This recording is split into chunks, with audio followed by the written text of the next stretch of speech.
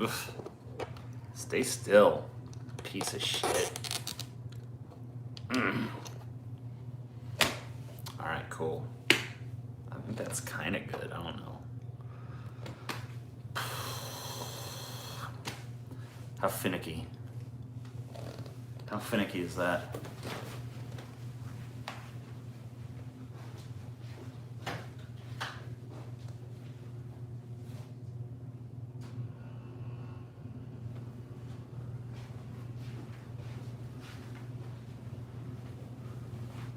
It's fucking hot.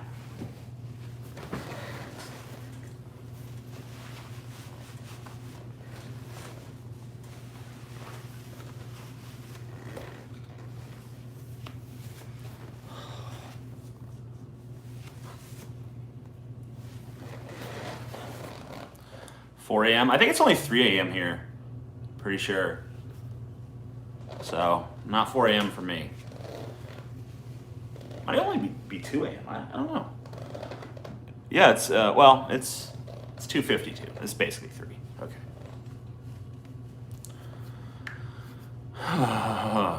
Did I watch Kong vs. Godzilla? Hell yeah, I did. Hell yeah. Watched it. I watched it basically as soon as I watched it midnight that night or whatever time. It was like 2 a.m. or some shit when it came up for me, and I watched it instantly. I was like, hell yeah, I love it. So yeah, I've done it. Get out of my time zone. Yeah.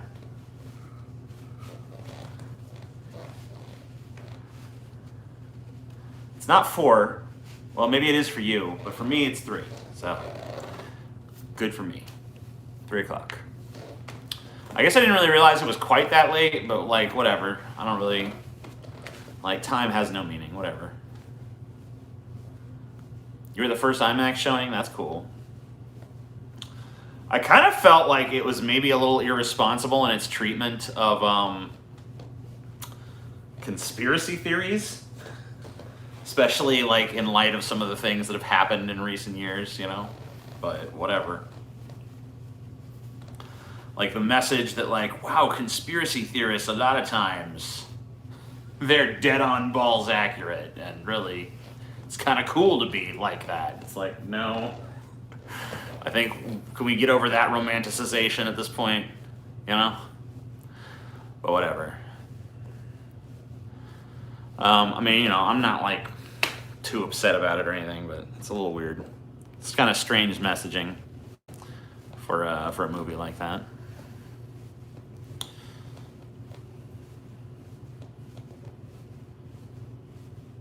New York Times has an article telling people to abandon critical thinking because you're not capable of using it properly. I would hope that you're just like misrepresenting that, and that like that's not what it actually says, and that's just like some really uncharitable sort of interpretation of it. Because I've definitely seen that shit, but like, I don't know if it actually says that, then that's really dumb. But I kind of suspect it probably says something not that. I don't know, you know, but I haven't read it, so I don't know. I speak from ignorance. Finally got annoyed with the long mustache, huh? I got annoyed with that a while back. It's actually grown out a bit since I think I shaved it back maybe like a couple weeks ago or something. So Chelsea wants me to grow out the sides more.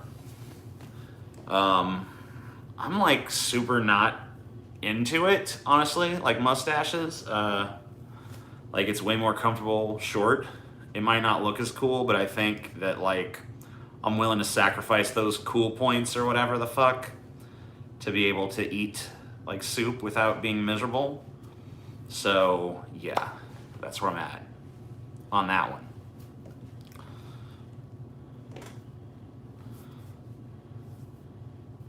Yeah, I don't want to have no mustache at all, but I'm okay having the faintest mustache. Now, obviously right now it's a little longer than that. It hasn't given me any problems. But when it starts giving me problems, it's getting cut back again. Like, you know, that's just what's going to happen. That's the same thing I did with my hair. You know, I am growing my hair. People ask me like, how long you plan on growing your hair out? Exactly to the point where it becomes a pain in the ass. The second that this hair becomes a pain in the ass, that's when it gets cut. You know, it hasn't been a pain in the ass. I mean, like, it's been kind of a pain in the ass. Like, there's cowlicks and stuff, but like, you know, for the most part, it's okay. So it's like whatever. I'm not too concerned about it, because like it's a little bit unmanageable, but it's not getting tangled and shit and like requiring huge amounts of maintenance. But when it gets to that point, then it's getting cut back. But so far so good. Hasn't done that. You know, I feel like it's growing back a little slower than it used to. You know, I was bald, I don't know, like a year ago. So I don't know if this is a normal amount of hair growth for like a year. I feel like I used to grow my hair faster than this. But who knows? What's that say? It's often counterproductive to engage directly with content from an unknown source, and people can be led astray by false information. They don't want you to read outside the corporate media. Okay, hold on. Let me read that. It's often counterproductive to engage directly with content from an unknown source. Okay, and people can be led astray by false information. That doesn't sound like they're saying throw away all critical thinking skills. That seems to me that they should be skeptical of claims that are made on the internet. Like, just because like someone like anybody can create a web page that says like this is news and print whatever they want. So yeah, I mean, like, I think to me this sounds like it's in favor of critical thinking skills. The only thing I would say is be skeptical of what's reported in the New York Times as well. You know, of course it's in their vested interest to say don't trust these alt media sources, but trust us. When the reality is you shouldn't trust either fucking one. But I don't think that article at all said to me like forego any and all critical thinking skills because you're just too stupid to do it. That wasn't my impression. My impression was basically there's a lot of bullshit floating around in alt media, and that's true. The New York Times is absolutely right about that. Read the whole article. I mean, okay, but I can't do it right now, so you know, like if I could read it right here on the spot and like talk about it, then that's one thing. But this is not a computer stream where I could do that. This is a phone stream where my phone is tied up doing a stream. So I don't know, you know, like I said, if it says what you said it says, then it's bullshit. If it doesn't say that, then, you know, then fuck you, you're wrong. I don't know.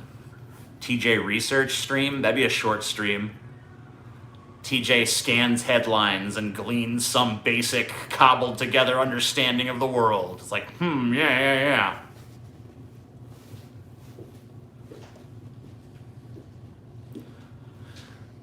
Hey, pretty toes. Hello. So someone in your chat said that, recommended a song. Mm-hmm. It's called Hey Chelsea. Yeah. By Dragged Under, and I just wanted to tell them that I like it. It's a cool song. Cool.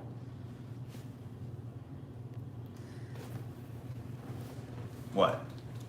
You still have glitter. A little bit. Yeah, sorry, I was looking at the top chat, now I'm looking at the live chat, so please roast. I don't know anything about you.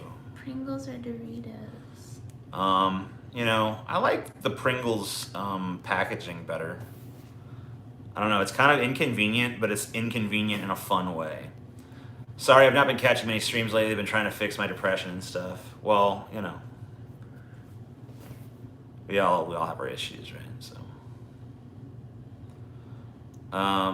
You can write a song called Chelsea is Awesome.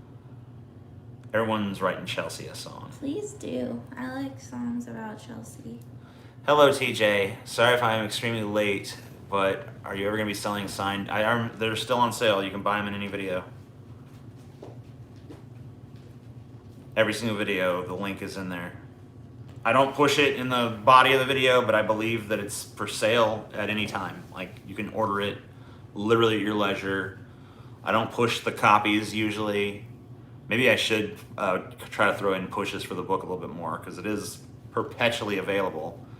You know, one thing I will say is that, you know, it can take a while, to be honest with you. You know, I'm not super great at fulfilling them lickety split, but you know, every order gets fulfilled. But sometimes it takes longer than people are really like prepared for. So I'll just put it out there that it can take a while. Like, and I don't mean like half a year or something, but it might be like 2 months or something shit before you fucking see hide nor hair of the fucking thing, you know. TJ said the Biden laptop was Russian disinformation until after the election. Then they admitted it was real. That's a conspiracy to mislead. Oh, you said TV, not TJ. Until after the election, then they admitted it was real. That's a conspiracy to mislead. I don't know. I don't remember the existence of the laptop being in contention, but maybe you're right. I don't know. I don't really watch a lot of like mainstream media and shit. You know, I'll dip my toe in it and I'll like scan headlines, I guess, but I never saw this like out and out denial, but maybe you're right. I'm sure somebody might have said that. But as far as I mean, like, I heard all kinds of rumors from the Republican side about the contents of the laptop that, you know, were never fucking confirmed. There was all these allusions to like horrible stuff on the laptop. And we never heard shit about it. Just kind of like, oh, you know, there's a laptop, like his laptop got stolen. There was like a blowjob, there was a foot job tape, and some drug photos, basically. It's like, okay, well, I don't know. Didn't really seem all that scandalous, but there was allusions to like, oh, there was way more scandalous stuff on there. 50 plus former intelligence officials signed a document saying the laptop was Russian disinformation. It was a whole news cycle. Okay, well, like I said, I didn't see it. I'm sorry. I just didn't see it. I don't know what to tell you. I'm sure that you're right. I mean, I'm not sure that you're right. You could be fucking full of shit, but you know, I'll give you the benefit of the doubt. I don't see why you'd be in here lying about it. But I never saw that, so I don't know what you want me to do.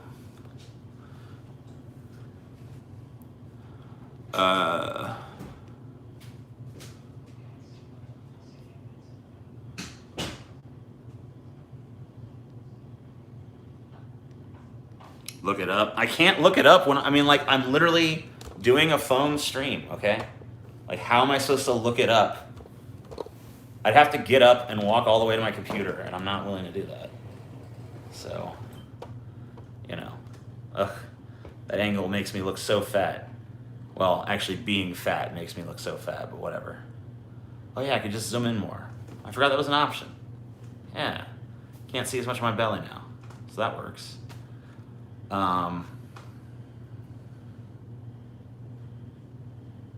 TJ checks his email stream. It would just be an endless procession of junk mail. Like, you would see no actual real email in the entire fucking inbox. There'd be nothing but just spam, spam, spam. That wasn't caught by the spam filter. And then there'd be like 20,000 more pages of spam. My mouth is cut off? Wait, what are you talking about? How's my mouth cut off? I really hope the goddamn aliens finally take us over this year, because this season of humanity is starting to get boring again. Let's see what you see. Oh, well, that's because you... like, look down. Oh, it's because the chat. I don't know. Oh. I guess. I don't know, I guess I could, like... I gotcha. No, it's fine. It's probably just my phone. I thought it was because you zoomed in. I mean, it kind of is, I guess, but whatever. It's fine. Who cares? No one needs to see my fucking stupid mouth anyway. Blah, blah, blah, blah, blah. Long video Sundays. I don't know. I mean, I just recorded... I don't know if you guys saw the Q&A video I put out today, but I have 2 more of those that are already edited, that are ready to go. And I have a Cooking with TJ that's shot, but hasn't been edited yet, for my chicken and dumplings recipe. So Oh, it was so good. I ate so much. Yeah, well, it's really awesome. I'm honestly a little bit sick of it because I've made it so many times recently, but I was trying to get it super perfect for the episode. But I did get it, like, this time was probably the best that I've done yet, so I don't know. I don't think there's any more room for improvement. It's fucking the perfect chicken and dumplings recipe. I've never tasted better, so. Hell yeah, dumplings. Oh my god, his dumplings just keep getting better too. Yep. Very basic, but really good. Bless you, ya heathen. Thank you. What music have I been listening to lately? I don't know. Mostly like 80s shit or Marilyn Manson. I look like Montel Williams? What the fuck? Yeah. You don't see it? I see it. I see what he's talking about. That's a first. Hitchens said evil was a term we could not dispense with despite its subjective religious nature. What's your concept of evil? I mean, I would say that my concept of evil tends to revolve around powerful people attempting to limit the power of others. People trying to violate the rights of other people, I think, is probably my definition. I think that everybody should have a basic degree of self-ownership and self-determination, and anybody who stands in the way of that, I think, would be kind of like what I consider evil. Or if you decide to, you know, do something that's like harmful to another person, you know, I would say stuff like that would probably be my personal definition. I think that's probably most people's definition to some degree, although I think a lot of stupid shit gets wrapped into it. You know, I don't know how anyone can think like that person's taking drugs, that's immoral. It's like, no, that's their decision. That person's having gay sex. It's like, okay, so are they raping anybody? Is it like forced gay sex? No, it's consensual. Okay, well then, like, who cares?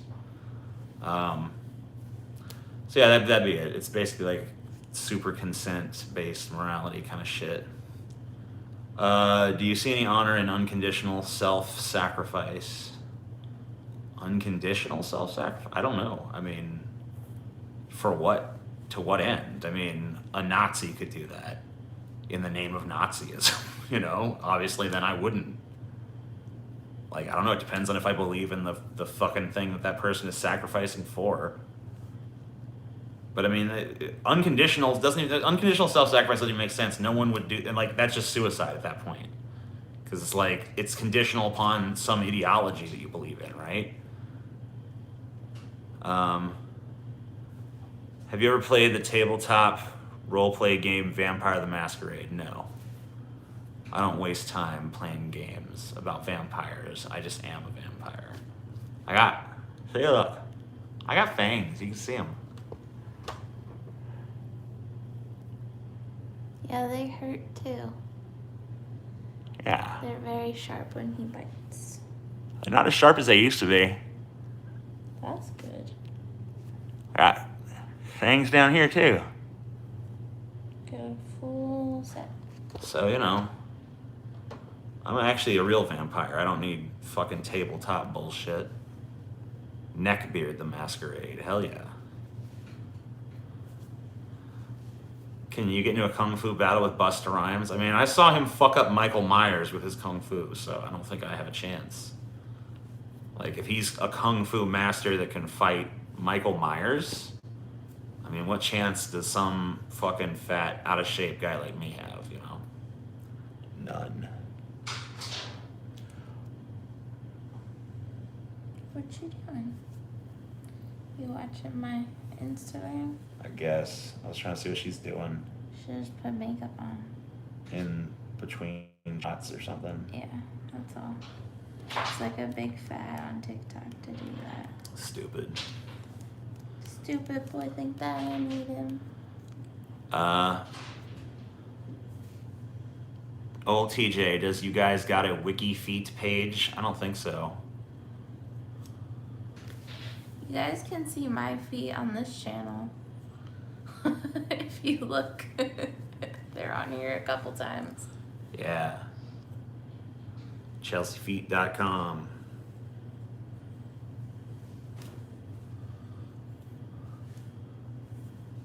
Thoughts on Kyle Kalinski's shift towards the retarded left? Made a video criticizing AOC for donating to centrist Dems and not being an effective congresswoman, but also for not politicking enough.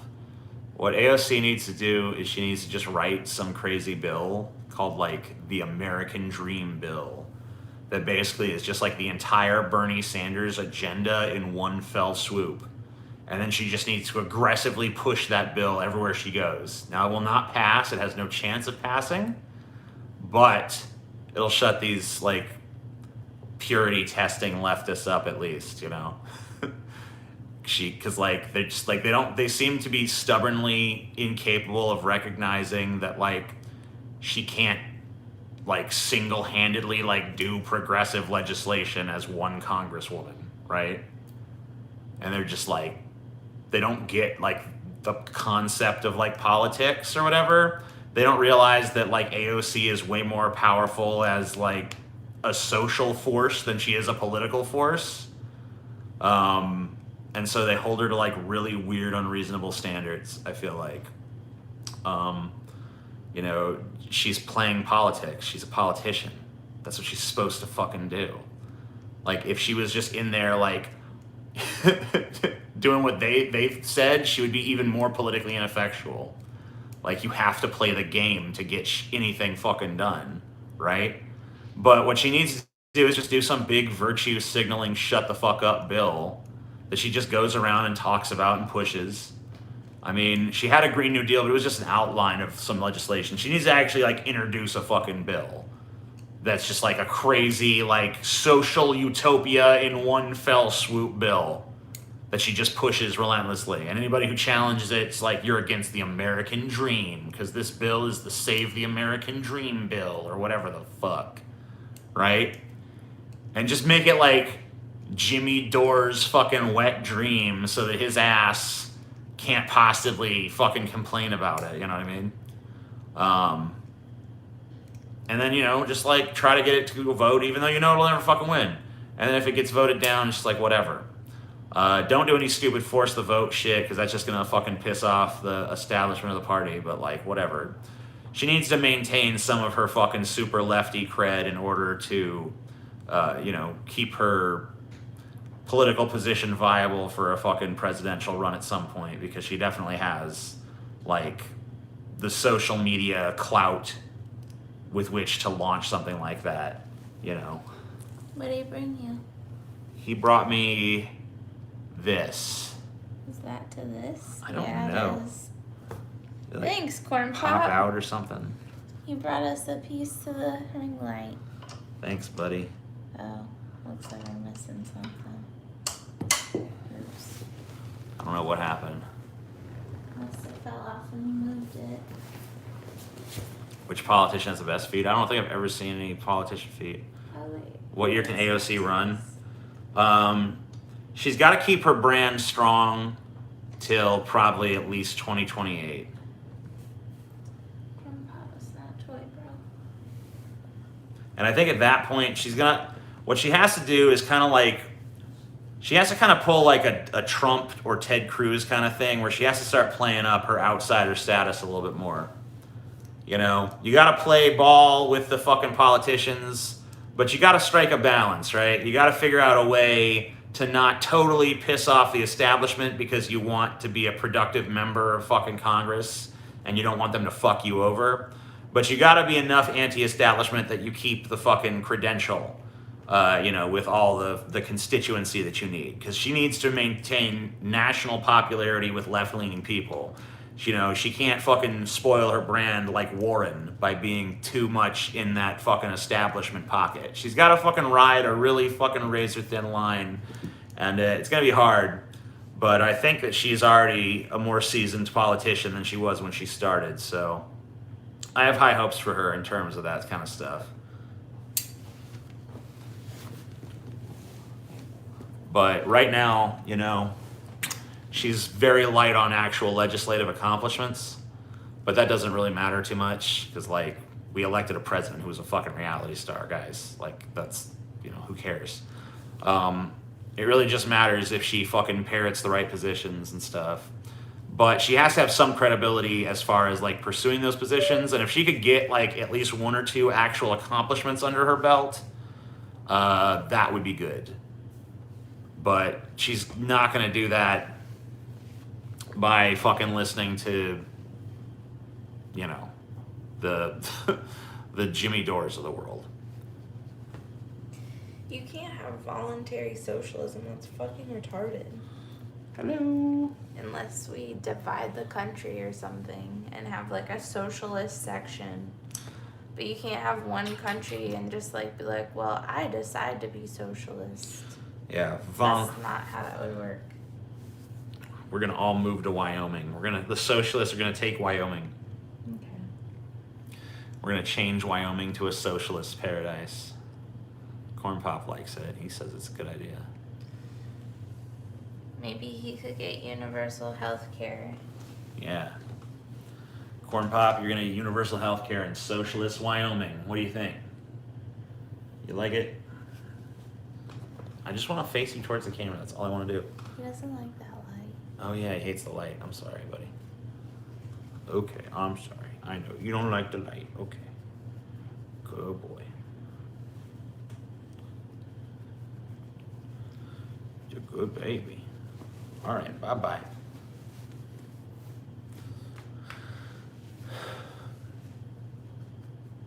What does socialism do to people who refuse to participate in socialism? Same thing capitalism does to the people who refuse to participate in capitalism. You're just part of it because you live there. Yeah, you don't get a choice. Yeah, you're like, whatever. Like, who gets a choice in their government, really? I'm still trying to motivate myself to vote.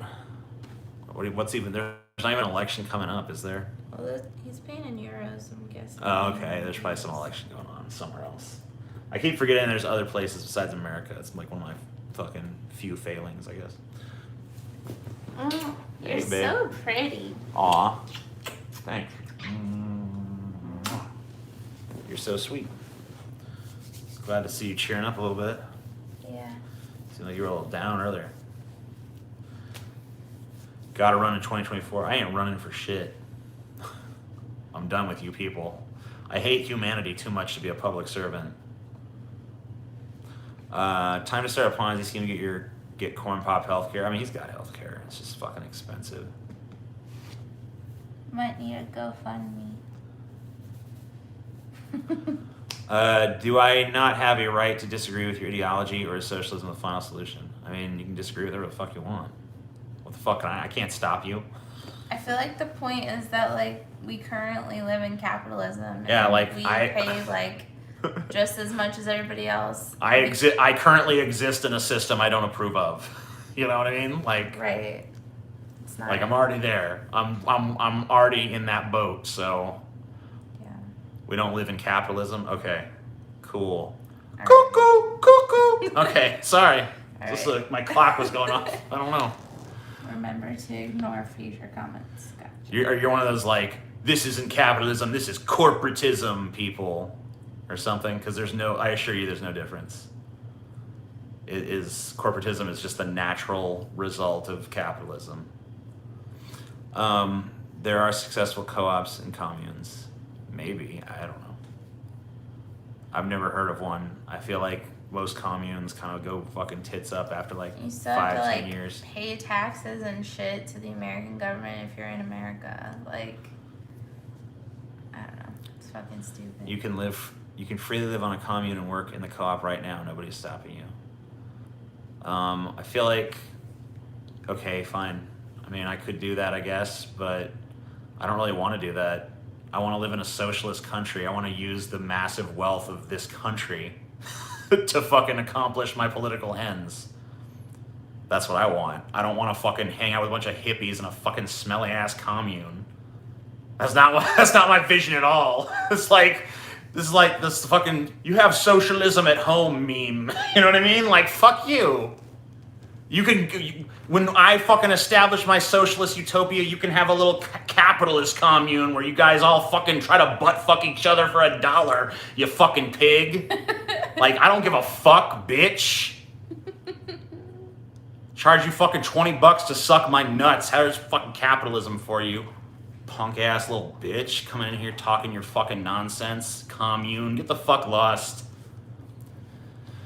Has Scott succumbed to capitalism yet? Everyone's succumbed to capitalism. Nobody wants to live in an individual economy. We want rights and less rich dipshits to steal 80% of our wage. That's a pretty fair fucking assessment. Money is just a medium to exchange labor. Yeah, I actually agree with that. That's a fair point. Stop giving rich people your money. Wow, because I have such a fucking choice, right? Socialism is when Bernie chooses my job. Yeah, you do? Okay. Well, how's the weather in Fantasyland? That's what I would like to know.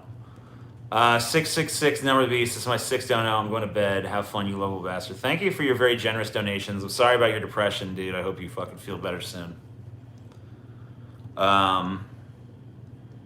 It's super easy to avoid Amazon and McDonald's.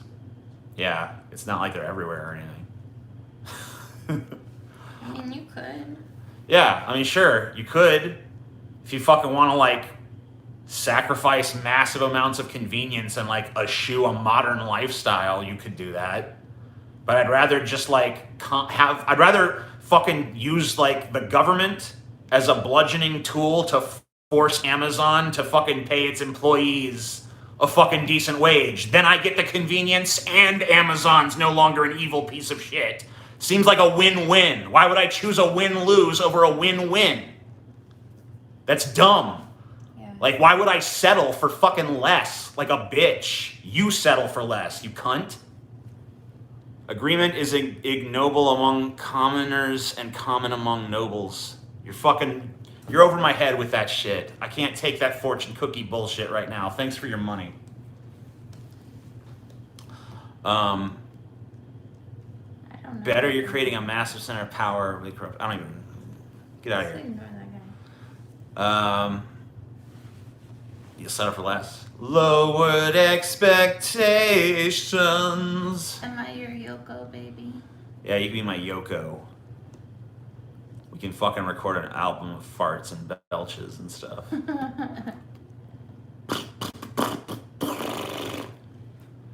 Reading anything lately? I started reading, the fuck was it called? I can't even remember what the fuck it was called. I don't know. I can't remember what it was called. Some kind of sci-fi book. Starts with a motherfucker landing on Mars, but then there's some fucking geek already there that just got there through a portal. And I don't know what happens from there. TJ, what side effects did you get from the vaccine? I'm getting my shot Friday. I didn't fucking have no... My side effects were my arm was kind of sore the next day for like a day. And it was like hard to go like this without like some pain. Like I could still do it. It wasn't like even horrible pain. It was just like that kind of hurts. Muscle pain. Yeah, it was kind of like if you'd like lifted, you know? And I was like, oh man, that kind of hurts. But not even really that bad. Probably like a fucking 3 or 4 on the pain index or whatever. And that was it. I didn't have nothing else after that. And I didn't have any other side effects myself. But they say a lot of times the side effects are worse for the second shot, so. We will see. So I don't know. Do you even lift? Yeah, I lift occasionally. I've been doing fucking these weird combined squat / curl / whatever the fuck this is, where you lift weights up like that. I've been doing like, I'll go into a squat with the weights, then I'll come up and I'll curl the weights and I'll lift them up and I'll try to do like 10 or 15 of those. And it takes like 5 minutes, if that's like as much, then I'm all like, oh, Jesus. So that's like where I'm at. But you know, I figure at least I'm getting some basic exercise for every part of my body. So, I don't know. It's better than nothing. Better than fucking just like the 0 exercise I was getting, I guess. I'm trying to walk more too, I guess. You know, I'm like, I hate going outside. I hate looking at other people, feel their eyes on me, and I just want to fucking pluck them out, eat them. But whatever. can't do that because it's against like laws and stuff. Skeptical, you crack me up, Jesus. Fair warning, side effects of second shot fucking sucked. Was knocking on ass for a day. Cool, gotcha. That sucks. Yeah, I'm not looking forward to that. Hopefully I'm like an exception to this shit. Yeah, my dad wasn't feeling too good after his first shot. Damn, brutal. Said he was nauseous a lot. I mean, a lot of people report that. I didn't have that personally. Yeah, they said it can be like mild flu symptoms. I didn't have nothing, just a sore arm. Yeah, I didn't feel sick. Do you like mead? I've had mead a couple times. I understand the mead that they like serve at Renaissance festivals and shit is not like historically accurate mead. But I've had that shit and I think it's okay. I don't know. It's a little bit sickening to me. It's like too sweet in a way. But it's not like a pleasant sweetness. But it's drinkable. And most alcohol to me is pretty gross to drink, and I guess I can tolerate it. So that kind of puts it in a category of like, all right, I can accept this. You know?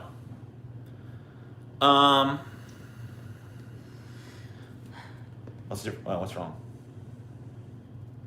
Nothing's wrong. I'm gonna go do yoga. Okay, baby. It's kind of cold, dude. Cold. Yeah, I mean, it was really hot in here when I came in here. You can like raise it up, but don't turn the coolness off because I'm cold or I'm hot, whatever the fuck. What is this? What are you saying to me? Thank you for continuing to be a YouTube despite its endless bullshit. Yeah, you know, they can't keep a good dog down. Any science book recommendations? I'm not like a big fucking science book reading motherfucker, to be honest with you. I find them kind of boring. I'd much rather just kind of like read articles and stuff. But like I follow like Scientific American and like some other science, fucking pop science bullshit on like Twitter, and I'll check out articles every now and again. I'm mostly interested in like artificial intelligence stuff at this point. JW's claim the dead will be resurrected and elderly restored to prime of life age. I wonder how they deal with resurrected infant deaths. Jehovah's Witnesses? Yeah, I don't know. Maybe they like just think like the infants get like aged up. Why should the laborer not own his own labor? Right, that's why I'm a socialist. Because he should. So that's the whole idea. That's like the entirety of the fucking idea. Like you just did a socialism when you asked that question. Anyway.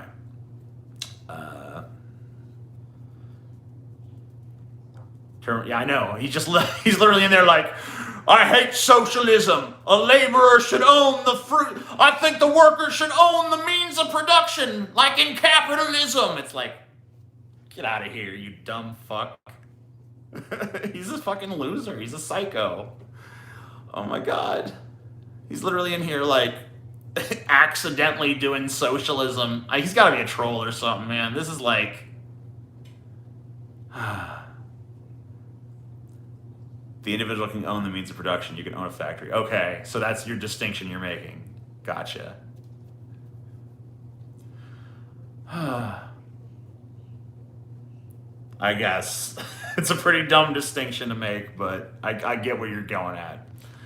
Thoughts on tankies. The goal of the left should be to end state hierarchy, not embrace it. I don't think that you can totally end hierarchy. I am in favor of minimizing it wherever possible.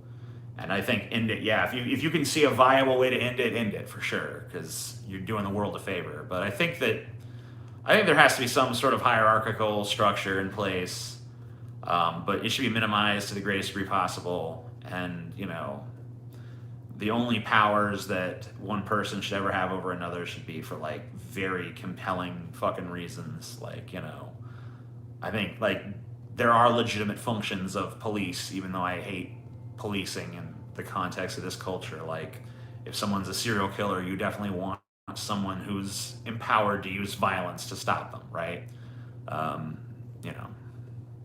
Stuff like that. Natural hierarchy are unavoidable, but for the state to enable them is unacceptable. Yeah, I don't know. I think that there's probably, there's definitely instances where the state needs to institute hierarchies, or at least, I don't know if they need to, I guess, but I can't see how to solve certain problems without invoking them, I guess I should say. But that could obviously be a limitation in my thinking. Yeah, we cannot escape our lobster heritage. I need to read more Peterson. I'm dumb here.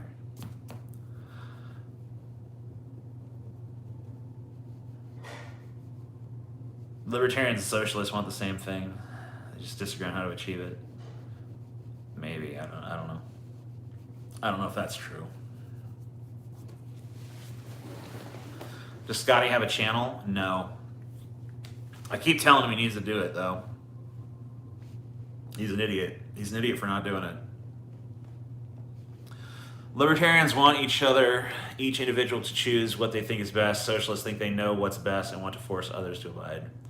Okay. All right. Good for you. Crab people. Crab people.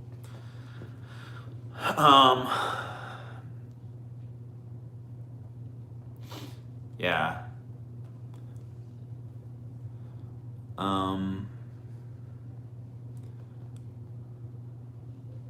This guy needs a chatterbait channel.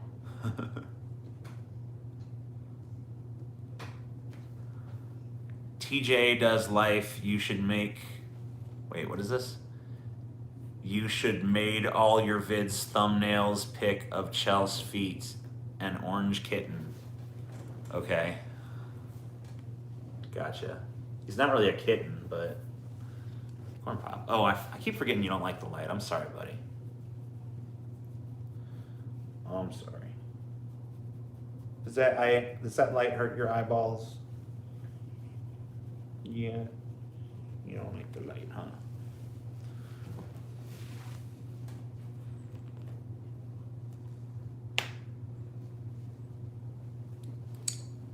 God, why am I here? I don't know, Tyler. You're constantly in here complaining about being here like I'm forcing your fucking hand or something. Like, just fucking go away. Go do something else if it's that fucking much of a, like, existential crisis every single fucking time. Like, I'm tired of watching it play out in my chat.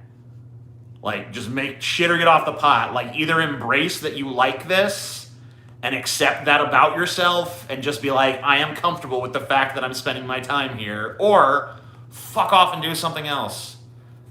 Or just shut up and have your crisis privately. Like, those are your options. Because, like, if I see one more comment about, like, what the fuck am I doing wasting my time watching this? Like, I'm just going to fucking make the decision for you. You know what I mean? Like, I'm tired of it.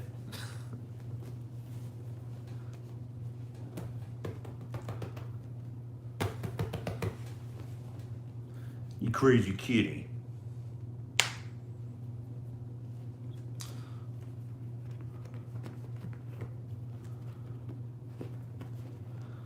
Your beard is long. That is true.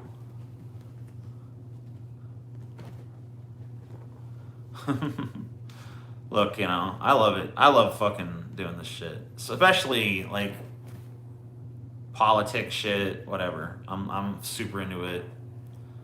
Entertainment stuff too. Love that. I don't know. Like when those subjects come up, I'm just fucking happy as a pig and shit. You know what I mean?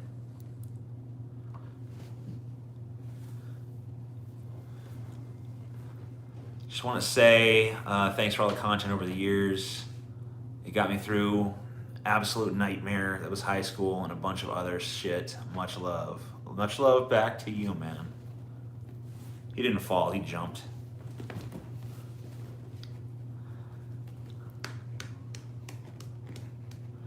John DeLance is returning as Q for Picard Season 2. Thoughts? It's kind of weird because, you know, I don't know how they explain how Q would age. Maybe he'd just be like, I chose to look older to make you feel at ease with your advancing age, Picard. You know what I mean? Like, it almost have to be some shit like that. But I love John DeLance as Q. I think that's fun. I'd be happy to see that again. I loved the first season of Picard. I don't understand. I know there's people who didn't like it. Like I feel like it's a vocal minority that really bitched and complained because it seems like there's obviously a community out there watching it. But I personally thought it was really cool. Maybe not like the perfect season of Star Trek or something, but I don't know. I thought it was a cool little character study. I thought Patrick Stewart fucking killed it. I thought Jerry Ryan fucking killed it. I guess the other characters maybe could use a little bit of workshopping, but whatever. They were fine for season 1 fucking characters. I mean, you look at the fucking first season of like DS9 or TNG, and it's like way more awkward than what I saw in Picard. So, a little bit of retooling, I think, for some of those other characters, but like it treated the establishment. Oh, and man, Riker, I actually liked him more in that show than I ever liked him in TNG. Like, I don't know, he just came across as way more likable. I like old man Riker a lot. The fucking chick that played the little android bitch, she was fucking pretty good. I don't know, there's a lot of cool shit. There was some stuff that I thought was kind of cringe, I guess. But, it was pretty few and far in between for me. So, I don't know. I thought it was a pretty decent fucking show. Weird question. If you were given a drug of your choice to overdose slowly on and a movie, what would... Okay, so I'm given a drug that I have to slowly overdose on, and I'm given a movie to watch with that drug. I mean... I don't know, I guess... I'll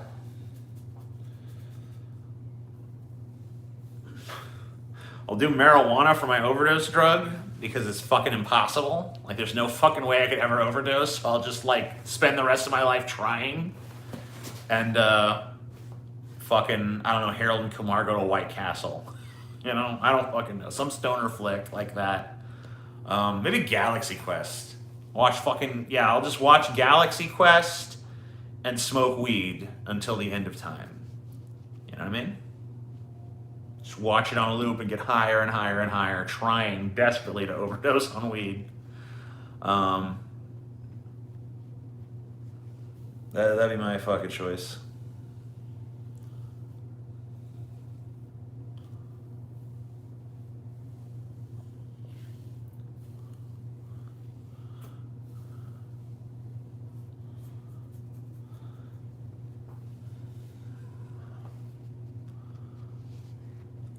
From experience, OD on morphine isn't that bad. Doctors almost killed with it. Quite fun, actually. I never really liked those kind of drugs. I never really liked morphine, kind of heroin bullshit, oxycodone, oxycontin, kind of, whatever those are called. Like opiates. I never liked that shit. Never liked how it felt for me. I just want you to look at my text on the screen. Now I am special. Yes, Daniel, you are special now.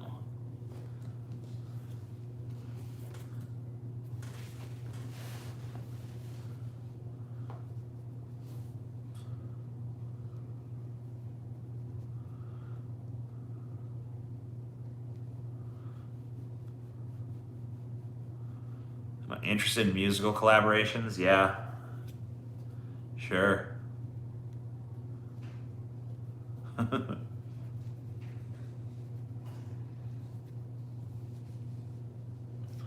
Sure.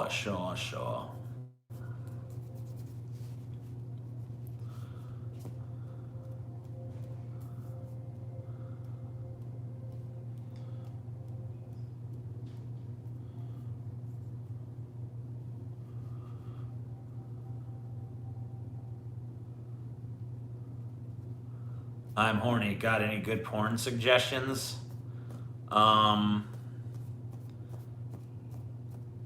There's a pretty cool, I don't know what you're into, but there's a pretty good subreddit called Futanari Pegging.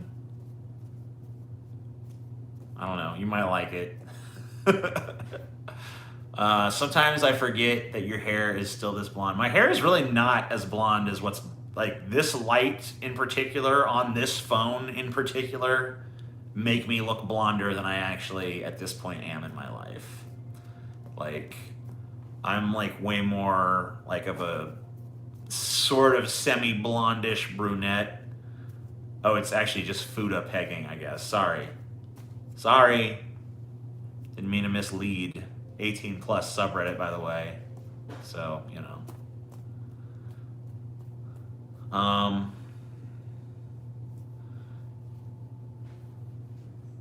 Do you find it easier to write when you have music as inspiration, or is that too limiting? I like having music playing. I have a whole playlist that I use when I'm writing on my novel, which I'm planning on actually having a big novel day tomorrow. I have a few things I need to do tomorrow, but work on my novel is definitely one of them. I'm planning on like giving it some hours. Like I really need to. I think I have a few other things I need to do tomorrow too, so it's gonna be a pretty busy day.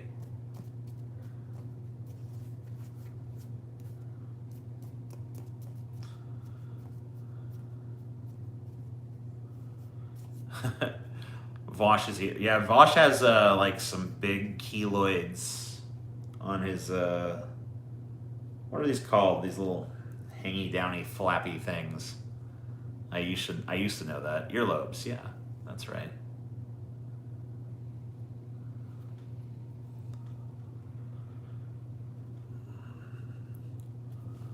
Yeah, I told you it was Futanari pegging, you fucking asshole. Trying to correct me, stupid bitch.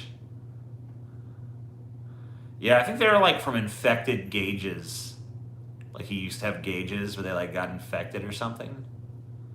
I don't know. I don't really ever notice them when I'm watching them anymore, but I used to like occasionally like see them and be like, whoa. But I guess I kind of forgot about them because I guess they just kind of like became whatever.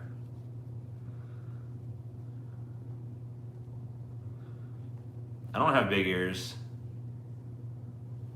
so no fortune for me.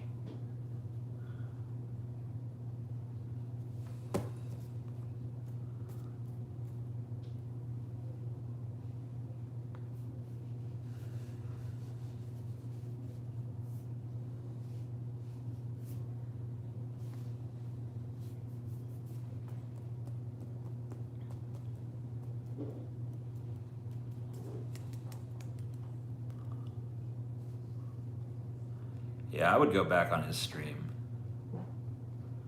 Faux show. Good times.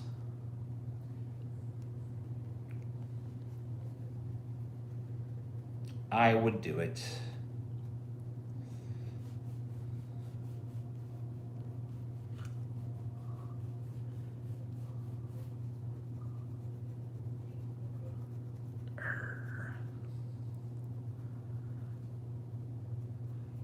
Yeah, I'm kind of surprised he hasn't already gotten them removed because, you know, I mean, he makes so much money. I would have been like one of the first things I would have done. That would have driven me fucking nuts.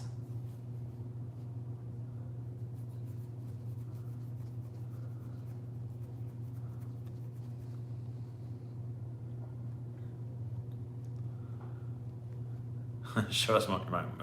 Oh yeah, my fucking jiggly muscles, yeah. Behold. Oh yeah, look at that. Oh, look at them, look at those muscles jiggle. I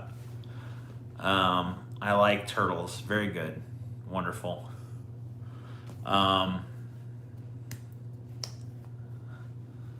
Okay. Read the Communist Manifesto. I've read the first 20% of it.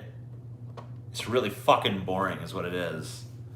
Like, is there like a Cliff's Notes version, like a communist pamphlet kind of thing? Like, you know, could we just like get like the communist fucking index card? I don't know, you know, like a little shorter maybe.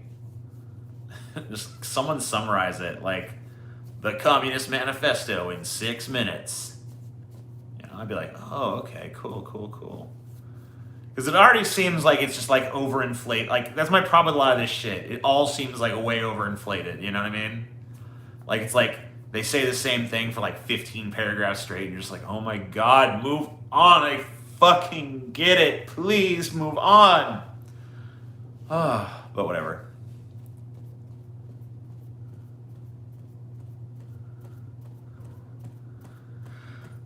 I don't know. I feel like it's kind of antiquated too, right?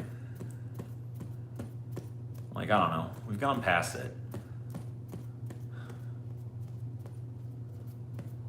Like, there's been like so many other fucking thinkers along those lines since then. Like, I feel like I've fucking pretty much absorbed the general gist of it just by like existing in the fucking pop culture space I do. Can you see deepfake videos causing major controversy soon? Oh my god, yeah. Like, fuck yeah. Like, no one, like, we're fast approaching the point of, like, no one will believe anything, and they should.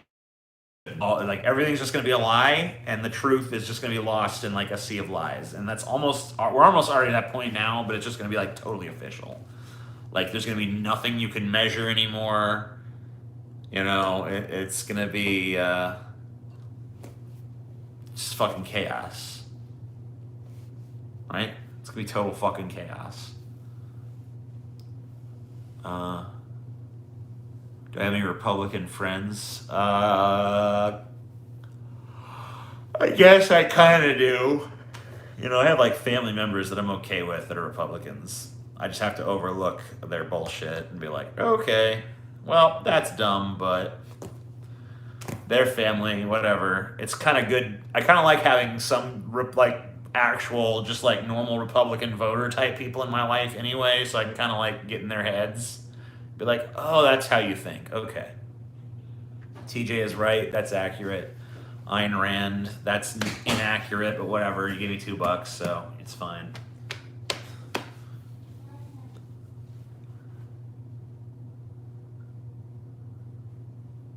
Hassan Piker is literally a millionaire, and all he does is sit in his LA studio apartment and talk shit. It's hard for me to take someone like that seriously as an intellectual. I've never actually watched. I guess I could try. Like, we could take a look. You guys will be able to hear it. You won't be able to see it, but whatever. I could fucking see how seriously I could take this motherfucker, I guess. Galactus is made human in that one book, and his random guy name was Galen. Cool. That's cool, right? So what's this dude's name? Hassan fucking Piker, you said?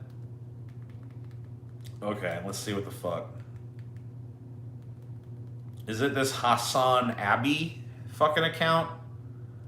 Or is that a different Hassan? I, for one, welcome our deep fake overlords. I mean, hell yeah, right? It's that one? Okay, cool. So, this guy's a millionaire? I mean, he doesn't really seem like he's getting millionaire views. He looks like he'd be getting more like 100,000-naire views, but maybe I just don't fucking know. Or is this like clip? Maybe he's like big on Twitch or something. I don't know. Whatever. Let's take a look at some of his shit. I've never watched his content, so I don't fucking know. What does he got? Steven Crowder Band, White Boy Summer. Maybe you can explain that White Boy Summer to me shit, because I don't know what the fuck that is. Huge on Twitch. Okay, cool. Gotcha.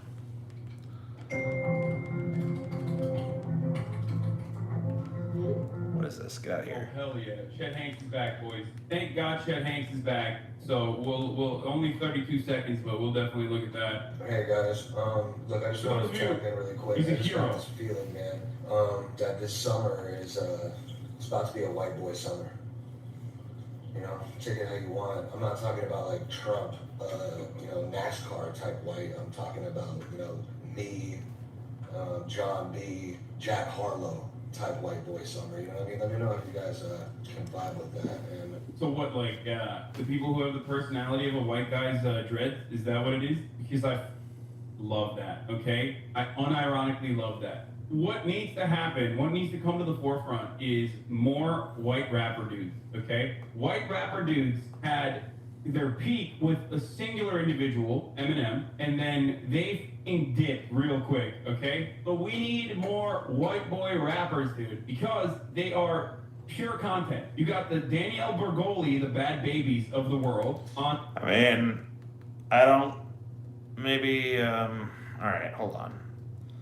Watch something a little more Let's political. talk about the battle on Amazon's first warehouse union in Bessemer, Alabama.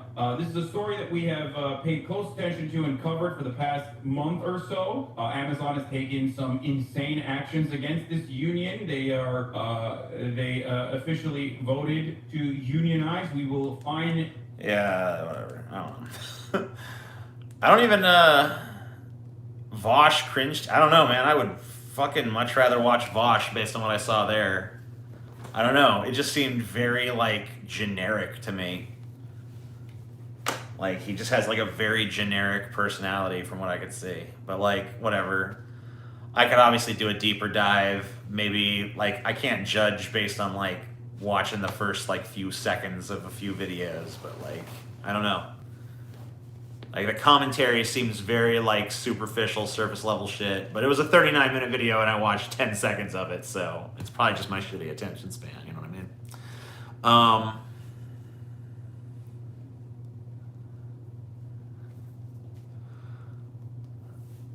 Yeah, I think it's like he must be getting that, like, normie market down or something. That's what's going on. Whatever, I don't even go for those motherfucking people. I'm after the weirdos. If you're here, you're a weirdo, just so you know. But that's cool. I love my weirdos. Had Easter dinner with my grandma. Hard Easter dinner, dude. Yesterday, and she wouldn't stop telling me to watch Newsmax. We're Canadian, by the way. Oh my God, yeah, old people. What happens? I don't know. Do you think it's like, I think it's like they just like, there comes a point where they're like scared of change and shit. And so they just continue to like hold on to some world that's lost because they can't like acclimate to like social change anymore, and they're just scared by it. And they're like, the world's going insane! And it's like, no, it's not. It's just like things are getting different. You have to be able to actually adjust to stuff. And I feel like the old people whose brains actually like adjust to the new way can actually like stay sane and normal and like health. Like George Carlin, you know? Like, I feel like he never was just like an old man, like, God damn it, no, you know? He was pretty open-minded about new shit, right? I feel like there's like, you know, certain like Noam Chomsky or some shit. Like, the motherfucker still reacts to like what's going on in the moment. And then there's old people that just like cling to some bygone time, some lost fucking era that probably never actually existed, some idealized version of the past that only exists through the rose-colored glasses of their memories, you know? And then they just get super slow and super witless and super dumb to the point where, you know, they can't operate like a basic touchscreen fucking display or whatever, like with like very simple fucking directions on it, because they're just like, you know? I don't know. I'm not trying to be ageist here or anything. I'm just saying like there is that kind of old person. I'm not saying they're all like that. What was your next chapter going to be about in your Nihilist book that you can't? I never canceled that book. It's just on hiatus. Do you think the U.S. is going to have boots on the ground, gunshots war, or a proxy war with China? I don't know. I don't really I feel like it's just going to be like another Cold War, honestly. I just feel like it's going to be, you know, there'll be some proxy conflicts. There'll be some economic battles. I don't really think it's going to go to like the World War III thing. But if it does, that's like insane. Like that's like the planet's fucked, basically. If we get to the World War III point, then it's just like, you know, like it would be so stupid. It would just be mutually assured destruction.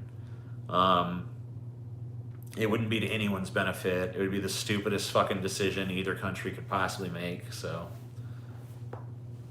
I think that's like, you know, They definitely should not. They definitely shouldn't do that.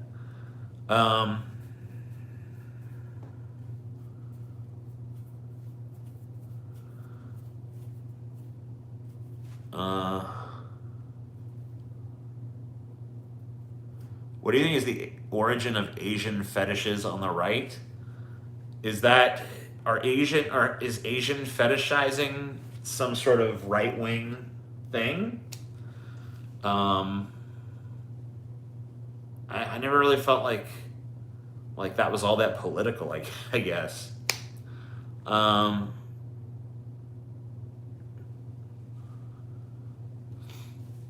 As a wise man once said, "Bring on the nukes." Yeah. Do you think we'll annex Canada in the water wars? I don't know.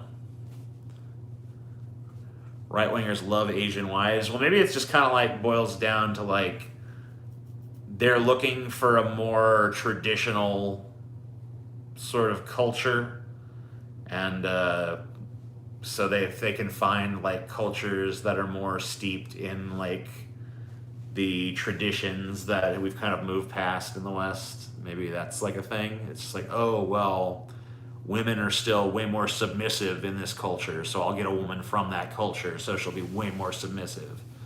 Probably that kind of thing. I don't know. Pretty lame, pretty gross, honestly. I love that super chats like that are just fly around here. Yeah, whatever. What are you gonna do? Why not? TJ, did you take a look at a Twitter DM where I sent you a hot T-girl video like a week ago? I don't think I saw that. Resend that. That sounds cool. Open borders shouldn't be considered old or out of touch. That's the main reason I support Trump. Wait, open borders shouldn't be considered old or out of touch? That's the reason I support Trump? What does that mean? I don't know. I feel like you're saying I guess you're indicating opposition to open borders, but you said it in a very strange way where I don't really understand the phrasing, but I get the gist of it. I feel like you support Trump because you're against open borders. I mean, we clearly do not. Like, do you really think? I mean, are you really still trying to make the case that we have open borders because of Biden? Like, there's a huge like migrant crisis where like there's a ton of people locked up at the border right now, right? Like, this has been heavily reported on. So like, we clearly do not have open borders at this point. So, I don't know. Seems like a weird reason. I support Trump because he supports closed borders like literally every mainstream politician. Like, there's not a single... Is there a single U.S. politician at this point? Is there a single elected representative on the national level that supports open borders? Like, I can't think of them. So I don't know what the fuck. It's just like, it's such a weird thing. Like, there's no one in support of open borders, so I don't understand how that's a reason to support Trump. It's like, I support Trump because he believes the exact same thing as every other politician. But as far as I'm concerned, yeah, I mean, I don't support open borders, I just support no borders. Like, why? Why do we need borders? Why do we need nations? It's lame. Stop. Just one world government. Bring it on. Yeah, I know, we're a few generations away, but hopefully one day we can stop all this bullshit. Just unite as one fucking people. Explore space together as a unified species, but, whatever. You can say I'm a dreamer, but I'm not the only one. Or maybe I am. The Democrats that take the same corporate and PAC money as Republicans are actually secret communists. Yeah, I love it. I love that our fucking right-wing Democratic Party is somehow a communist party in the eyes of these crazy Nazi fucks.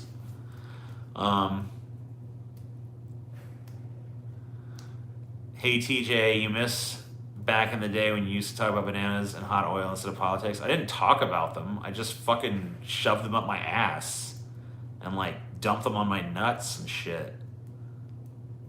And I don't miss those days because those days have never fucking stopped. If someone gave you a bunch of money to produce a Christian movie, what would the movie be about?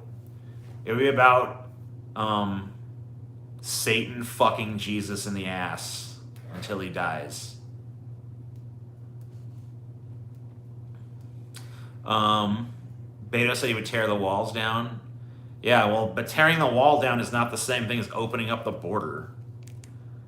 But if he did say that, cool, good for him.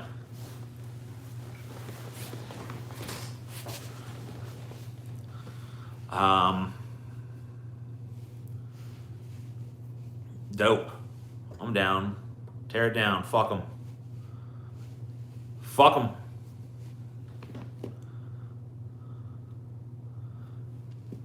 Using the government to fix your problems is like using the One Ring to fix your problems. Its power is overwhelming. That may be true, but that's why it's so appealing. I mean, look at the power it wields now. In the hands of corporate America, look what it's wrought. I would like to return that power to the proper place, the hands of the people. That's what it's supposed to be anyway, right? But this time we need new safeguards. We need to basically destroy what is the current model of how a corporation operates. We need to democratize business in this country.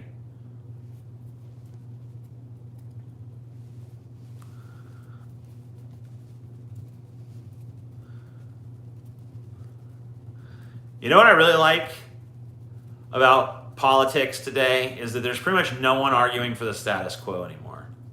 There are people who fight for the status quo, but no one actually argues for it. You know what I mean? Like, you don't actually, even the people who are really just about preserving the status quo, they fucking have some lie, you know? I think it's at least fun that everyone acknowledges that what's happening now isn't working. And the only people who have any vested interest in maintaining the status quo are like the super rich.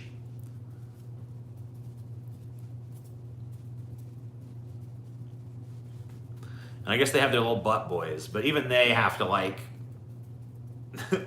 even they want to create something new. They just want to be like, hey, maybe if we fucking take away power from the government, then corporate America will be like good masters to us or whatever. Like they're gonna treat us like lovable little pets, you know?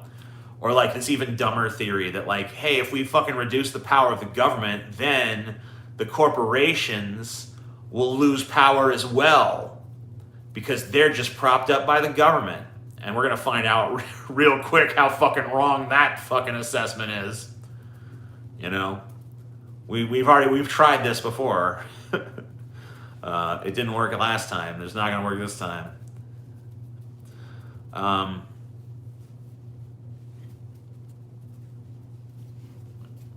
Yeah, no one wants what we got. Everyone wants to roll those dice on something else. So, at least that seems to be agreed upon.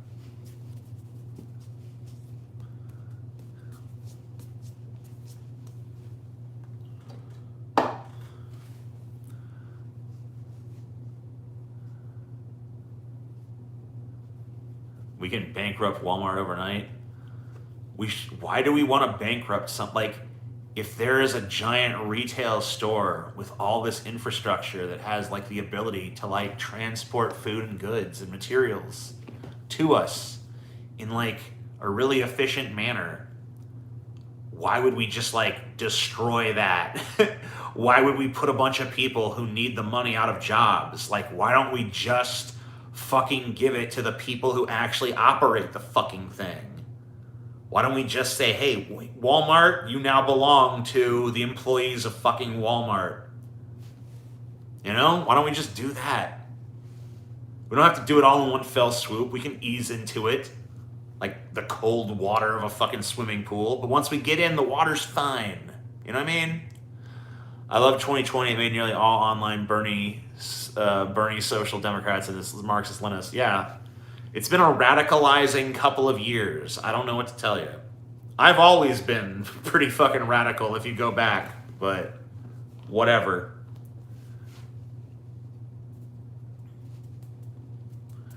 Where will I get my cherry Pop-Tarts?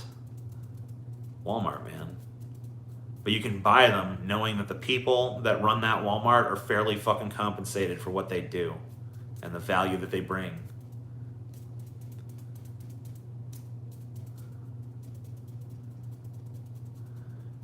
Will they be up to the workers just organize and strike, take over the store? I mean, you can't.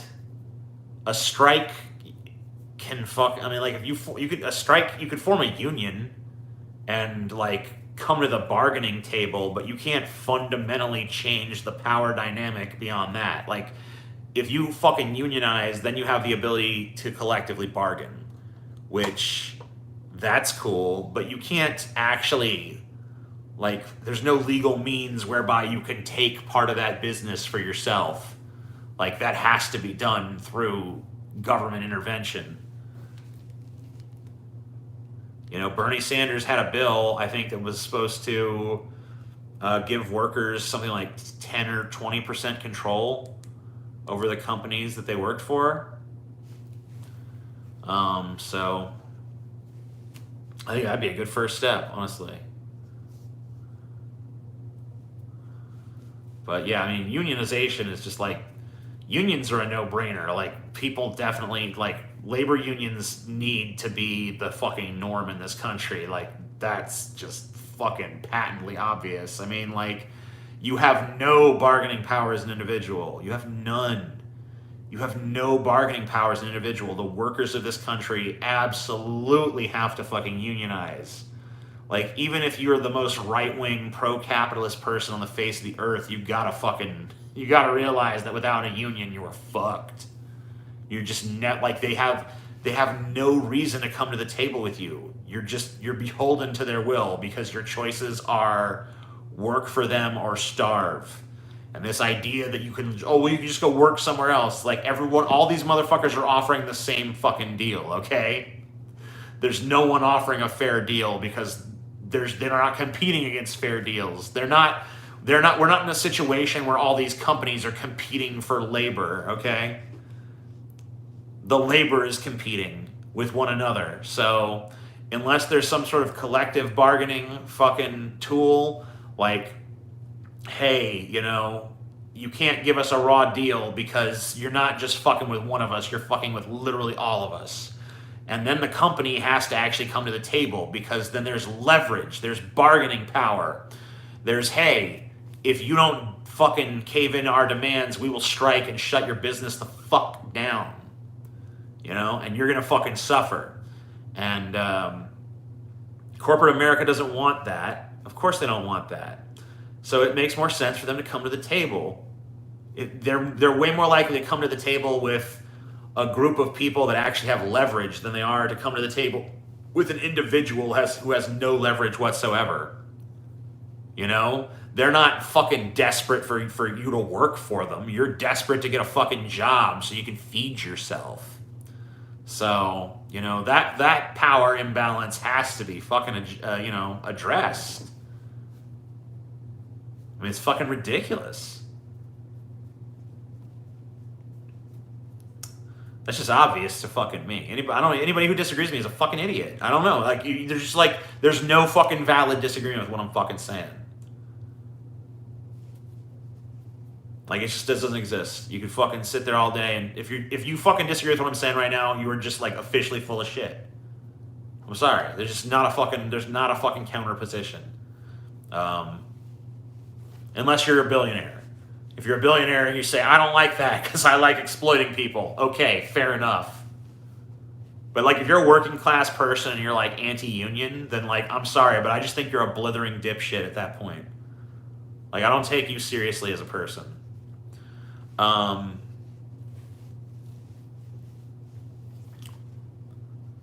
What if you want poor people to suffer for entertainment? I mean, like I said, if you have some sadistic reason, you just like hate people or whatever, or you're a billionaire and you're just like, I like exploiting people, then, you know, whatever.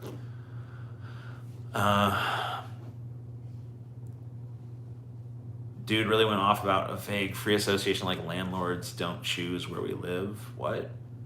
You must be talking to someone else. I don't think that had anything to do with me.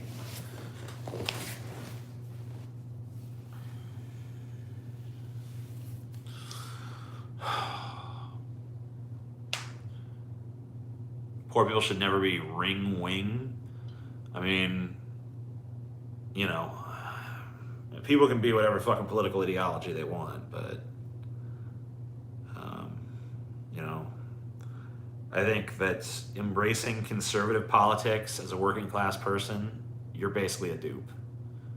Like, you're a puppet, you're a pawn, you're working against your own economic interests. You're just literally you're literally just like a plaything for fucking the business interests that rule this country at that point. Like, you're their little bitch boy. You know, and that's what you are. Like, I don't give a fuck. The solution to abuse of power is not more abuse of power. Power is power. Power is used. It's never abused. Like, the reality is that whatever fucking has power makes the rules.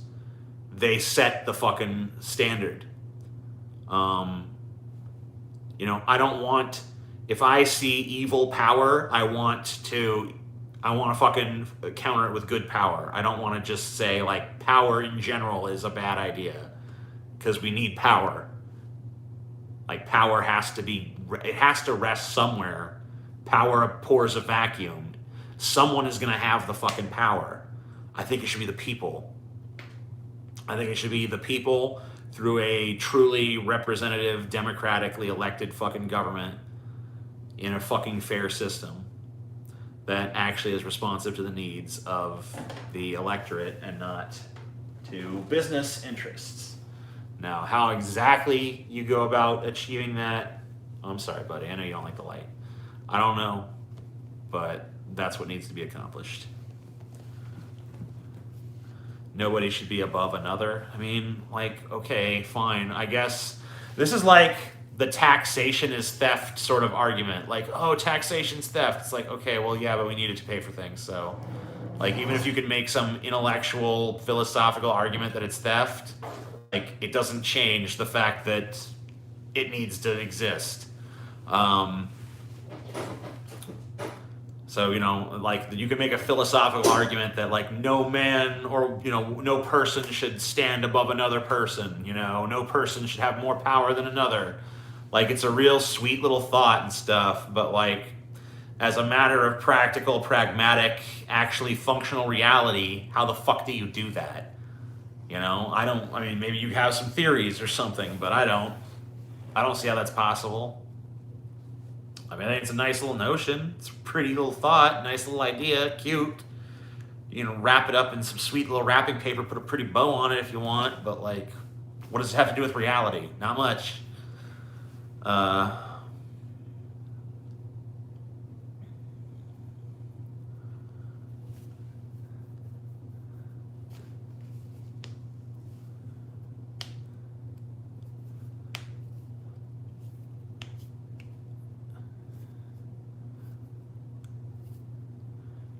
Right. I mean, it's like, if you have a society where it's like total equality, then, you know, the first two people that get together and say, hey, let's you and me join forces, combine our shit and go after this guy, you know, and we'll take his shit for ourselves and be, you know, it's like, that's just going to happen. Like, people want, there's a mad grab for fucking power.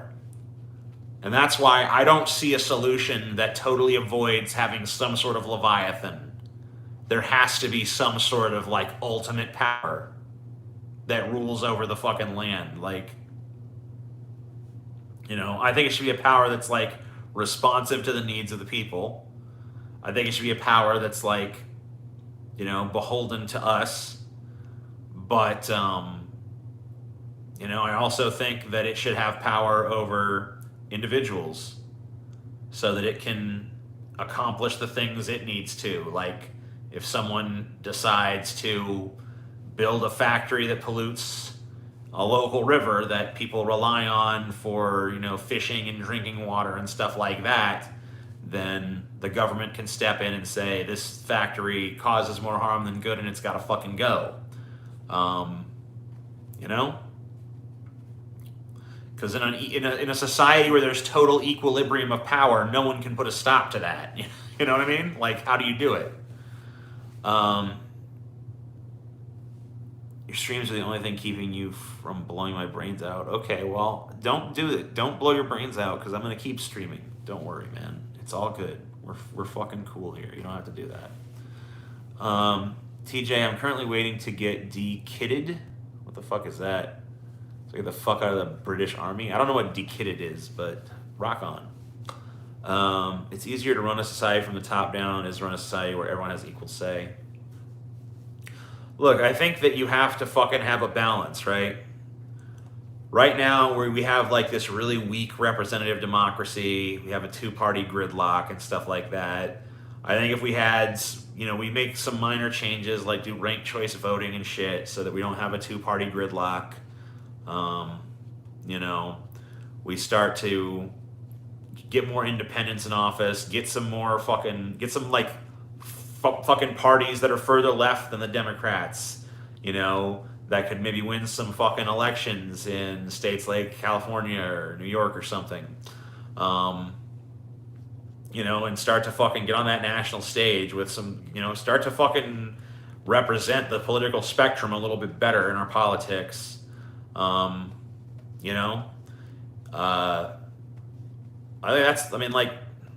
Fixing our democracy would fix a lot of the fucking problems. It's really not a matter of fixing our democracy. Our system functions pretty much exactly like it was designed to. It was designed by businessmen, The founding fathers were rich, privileged fucking people. They did not want, the common man to have any sort of real say in the direction of this country. And their vision has been somewhat usurped over time. Women have been given the right to vote. Non-white people have been given the right to vote. I don't know, non-landowners at some point. I'm a little bit more unclear as to when that happened, but non-landowners have the right to vote. But we're still basically stuck with this two-party gridlock, and our voting system is still super easy to manipulate. There's a lot of voter suppression that happens. Like, democracy is not an easy process, and we can only really vote representatively. I think we need national ballot initiatives, and we need more robust choices in party with the ranked choice voting system, and there's just a lot of problems. If our government was more responsive to our needs, that would solve a lot of the fucking problems in America pretty fucking quickly. Or at least make the debate more honest.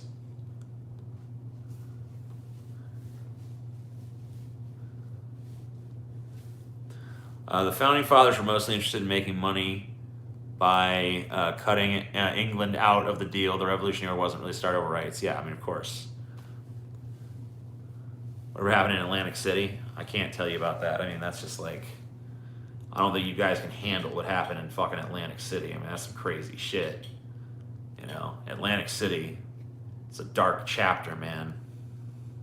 Dark, dark chapter.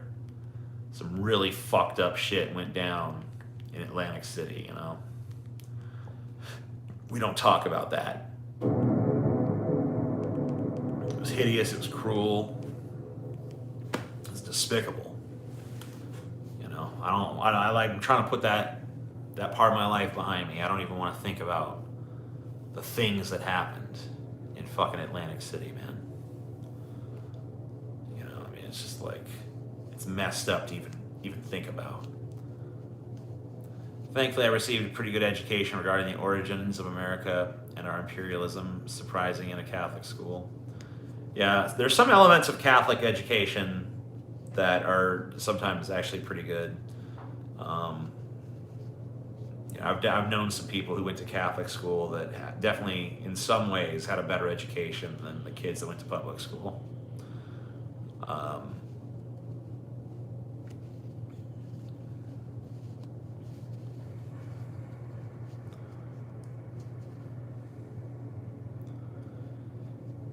Individual freedom is the solution to centralized corruption. I mean, I think I've already explained why that's not the case.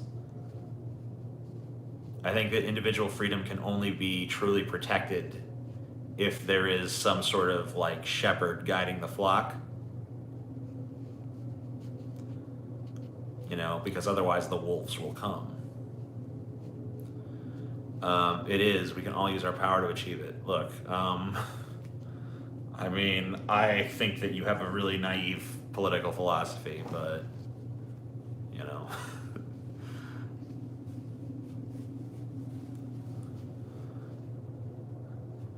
You kind of remind me of this, like, Adam Kokesh.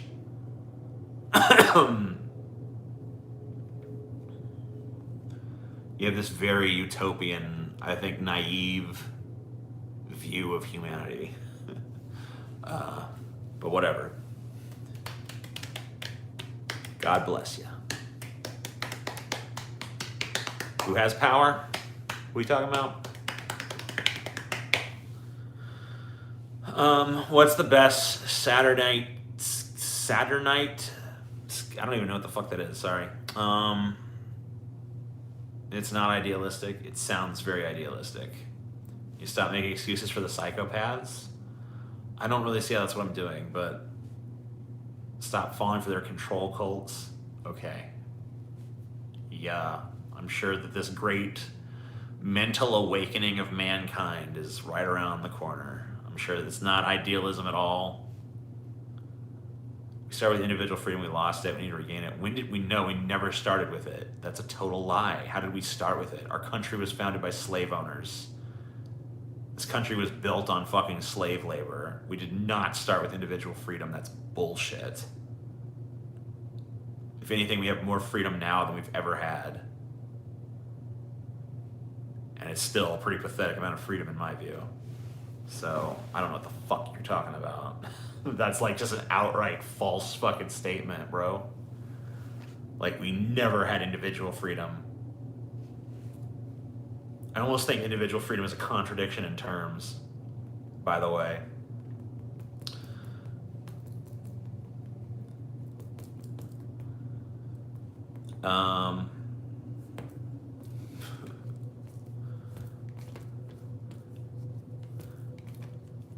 Why do so many Americans scream, "We free then"? Because we're fucking conditioned to believe that. Everyone has individual freedom until you choose to give it away. No. That's not true at all. How do I have individual freedom until I choose to give it away?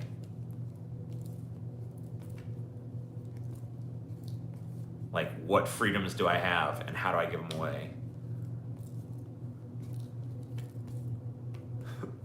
Like, most of the stuff that people do is because they have to do it to survive.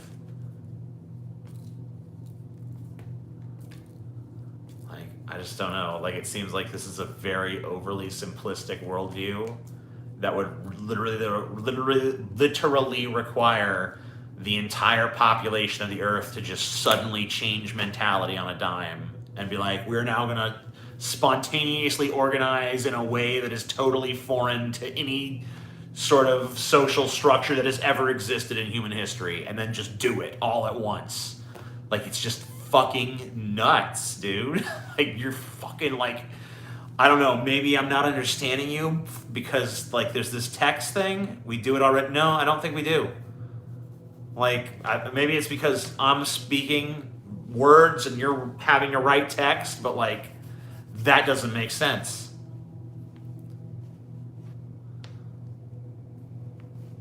We already have different ways of life. I mean, no one argued with that. No one's like, there's only one way of life. Like, no one said that.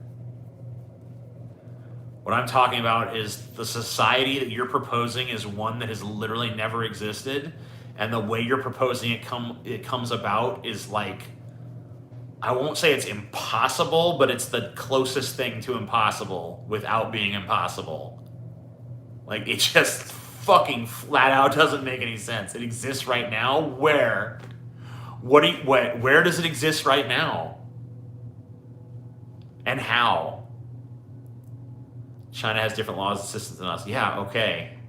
No one's denying that. The whole globe? Okay. Well, then I guess everything's fine then. We don't need to do anything because it already exists. You're still arguing with this numbskull? I mean, I'm fascinated by him at this point. I mean, I don't know. Each state has different laws? Okay. So what? What is the point? What does that mean to me? So just create a socialist state? I mean, you still have to fucking... You couldn't just create a socialist state under the purview of the federal government. Like, you can't reject capitalism in one state. You'd still be part of the federal government, a capitalistic country.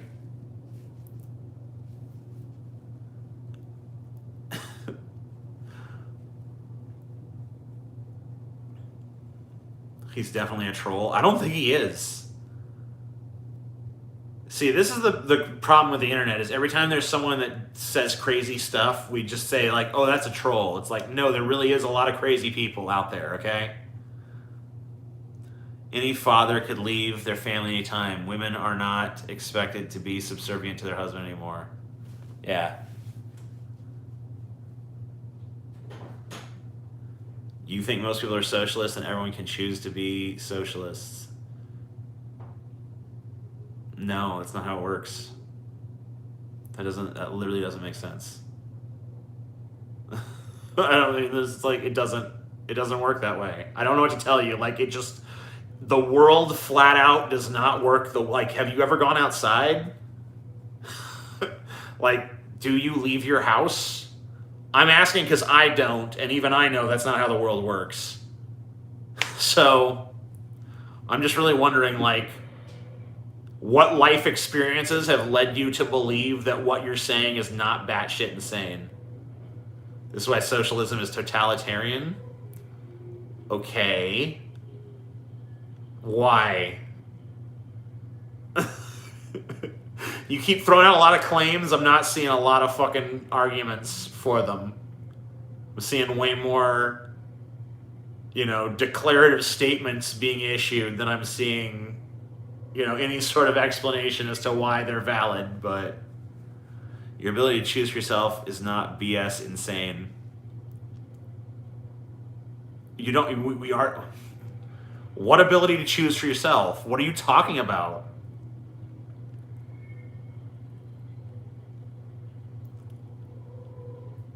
Like, there's already limitations placed on your choices by the government. Right? Like, you cannot choose to murder someone. I mean, you can choose that, but then you will suffer the repercussions of being imprisoned. Right? Yes, and that is wrong. Okay, so you think that I should have the right to go murder another person? Murdering someone deprives them of their freedom. Yeah. Right.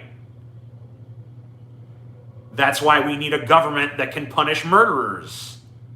That's why there needs to be some entity out there that can, that's what I'm saying. Like, by the government preventing murders actually creates more freedom because it's a protection against being murdered. That's not totalitarianism. That actually increases freedom through restriction. The government should protect individual freedom. Yes. Okay. But it should not violate our freedom. I mean, that's fine. Yeah, I guess I fundamentally agree with that, but you do have to... Wait, the government sometimes has to violate freedom in order to protect other freedom. There's situations where you have to take a side.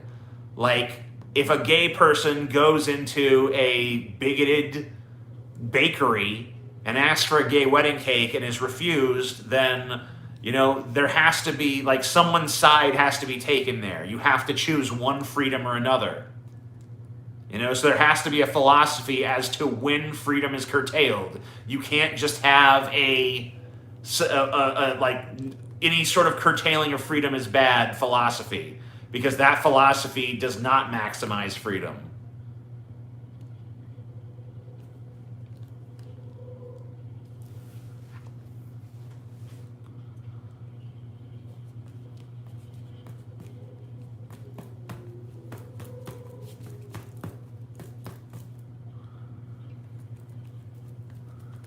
I argue for everything most socialists argue for, but socialism is evil. Yeah, I don't know. I opened your video just now, and I'm loving that you're making the argument. I never hear people making it, so thank you. Yeah, I don't know. I'm very confused by the guy I'm arguing with right now in the chat. I would say I'm bemused.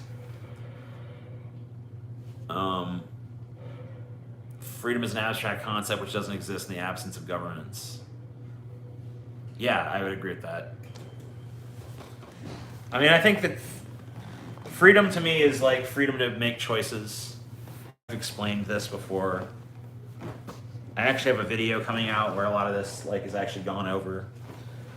Like, I think in my next answer video, there's like a big rant on freedom that kind of addresses a lot of these subjects.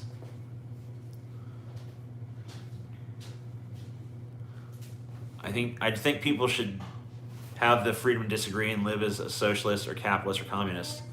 Well, what if a bunch of people fucking agree that they want to live in a society where, like, they can murder each other or, like, rape people or whatever the fuck? Like, they decide, like, let's go start a pro-rape society. Like, should the rest of us just be like, well, that's their society, their choice, right?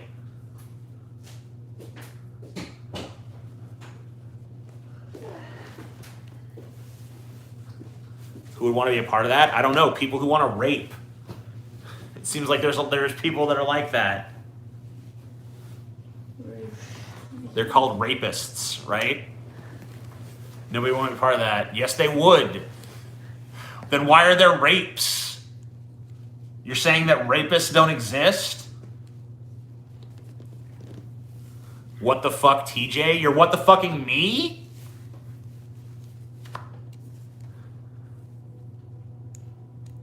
Put all the rapists in an arena, but don't do it to unwilling people. Oh, so here's another instance where it's okay to curtail freedom, right?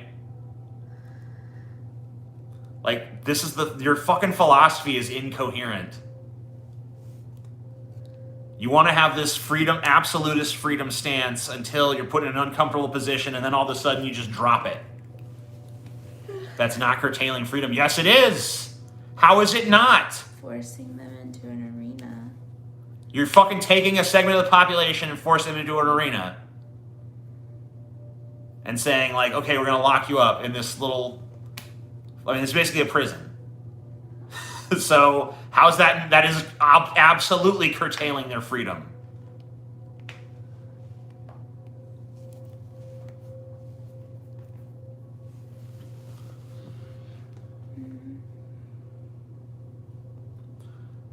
What's this dipshit on about? I don't know. Some totally incoherent philosophy that just changes shape every time you try to pin it down, basically.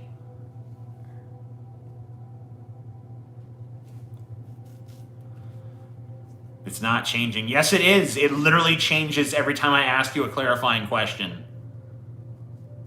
It's just individual freedom. It's really simple. It's not, though. It's not individual freedom.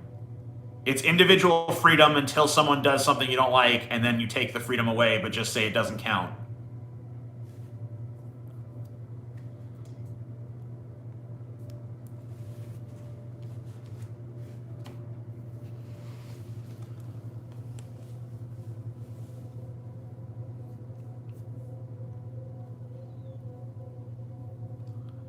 If you're violating my individual freedoms, you lose yours. Okay, so now we've at least made enough progress for you to admit that they are being deprived of freedoms.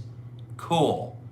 So we finally got to that point where you're no longer denying that it's denial of freedom. Awesome. So what is the disagreement at this point? Socialism. So yeah, but I still haven't gotten. We still have not gotten to the part where he's like, "This is why socialism is totalitarianism." Right, I know. It's because socialism is just a buzzword. You don't have to tilt it. It's a straw.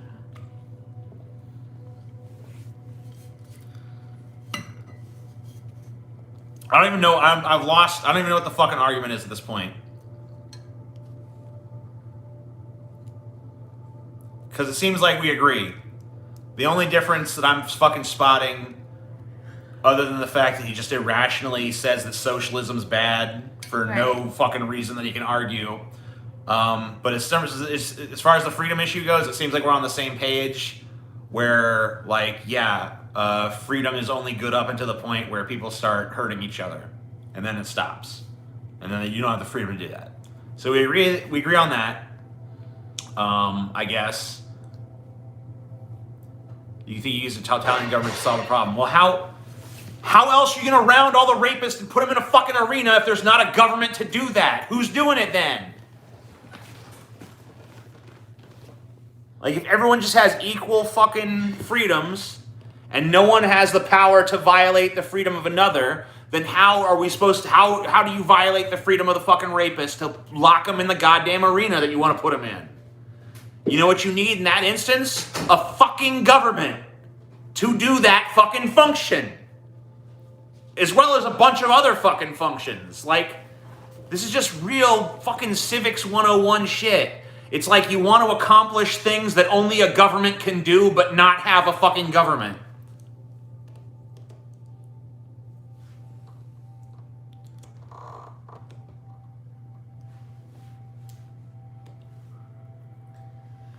I'm surprised there's so many people here right now. We need a government to protect our individual freedom from people who violate them. Yeah, and it should be a socialist government.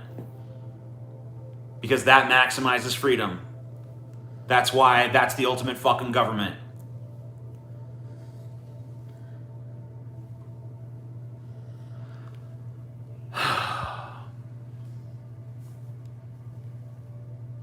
This guy gets the gulag, whatever. He can live.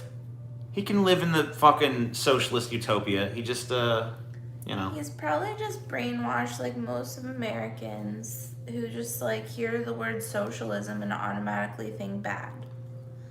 That is limiting everyone to one single ideology. Dude, the government has to have a fucking some sort of ideology. Like, if you, like, what you're talking about is an ideology. The ideology of, like, we need a government that exists to stop people from depriving others of freedom, that is fundamentally a fucking ideology. You cannot have a governing body that has no sort of governing fucking philosophy. Like, what do you want? I don't want to be forced to be a communist. Okay. Well, rock on. I don't know. What do you... Like, what does that look like to you? Like, what happens to you when you're fucking forced to be a communist? Like, what circumstance happens when you are forced to be a communist that's, like, so bad that you just, I don't want this. Like, what's going to be done? What's going to happen to you? $24.99. Thank you. What happens when the communist organization becomes corrupt? What happens when literally any organization becomes corrupt? What happens when the government that you and I both agree on to protect individual liberties becomes corrupt? It's not an argument.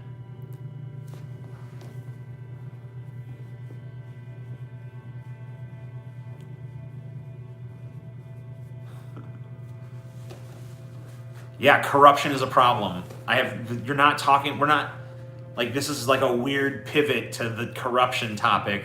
This doesn't have anything to do with what we're talking about. We're talking about your opposition to socialism specifically. And you've levied some general criticism that applies across the board to every fucking thing.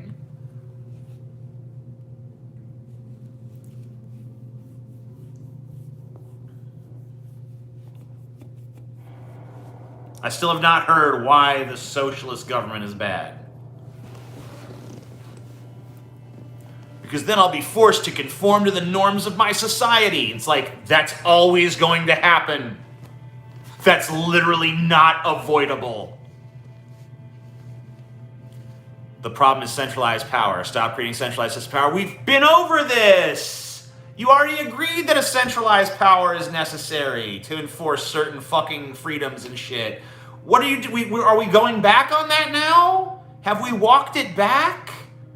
Didn't we just fucking go through this and come to a goddamn consensus? What's happening here? I'm being fucking gaslit by this fucking asshole in the chat.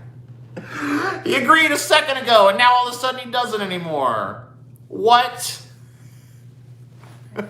Round and round the mulberry bush, the monkey chased the weasel. Centralized power is always corrupt, but we need a centralized power to wrap people up in an arena. I know! It's like, what the fuck, man? What are you doing? Are you the monkey or the weasel? I don't know. I feel like I'm the monkey, but maybe I'm the weasel. I feel like I'm about to pop, so I think it adds up. You're the monkey.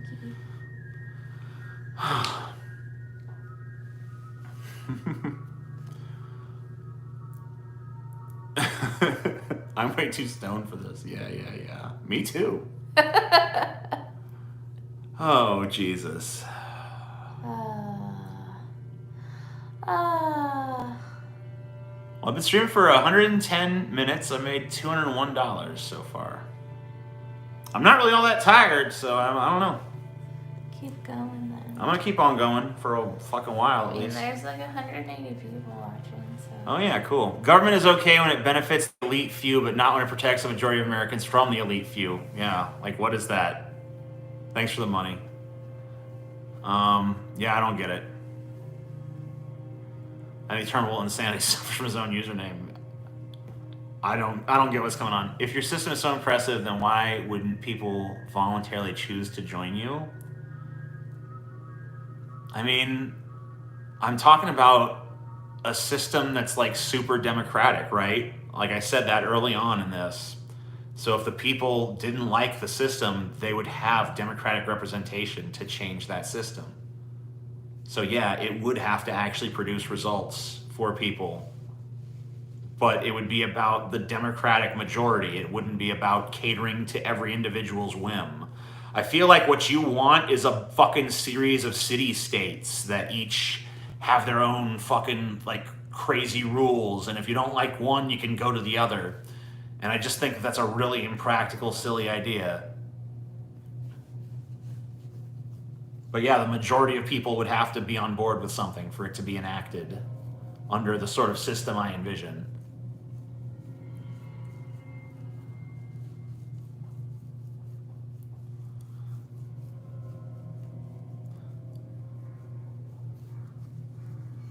Problem is federal government violating states' rights. like in the George Wallace days, when the federal government violated Georgia's right to have segregation. Like that, for instance. Would that be an example?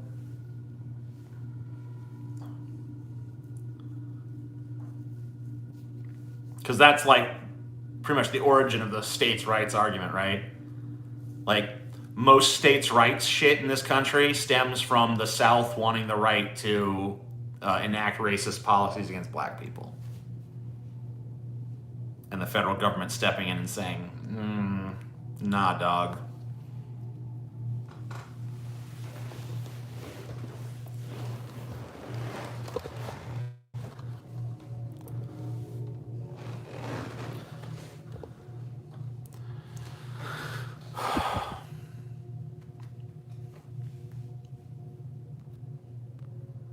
I still zoomed in? There we go. Wow. What? This is a glow in the dark. Whoa, that's cool. Yeah. Very cool. Yeah, I like it. I think the problem people have with socialism is that it isn't perfect, then it's not worth having, even if it's better than the existing system. That's from Apu Nahaspum for $7.99 Australian. Let me read that again because I don't know if I grasp it. I think the problem people have with socialism is that if it isn't perfect, then it is not worth having, even if it's better than the existing system. I don't really know what you're getting at there, but hopefully someone grasped it. I didn't get it. Well, like, he's saying, like, no system is perfect, so they're just saying, like, Right. socialism isn't perfect, but it would be better than what we have. Yeah, they think that, like, any complaint they bring up against it is, like, defeats it instantly. It's like, oh, wow, because, like, we're arguing to replace perfection, right? Yeah, it's Like, so that it has to meet that standard. it's gotta be better than what we've got, so you might as well try to be People do that with a lot of ideas that scare them, though. Oh, They're just like, oh, well, there'd be problems. Like, yeah, there's problems with every system. The question is, would it be better than this? Definitely. Why are you so mad? He's a mad boy. Is it because your face is all fucked up? You got some bad chin stuff, buddy. You're getting that too much chunk.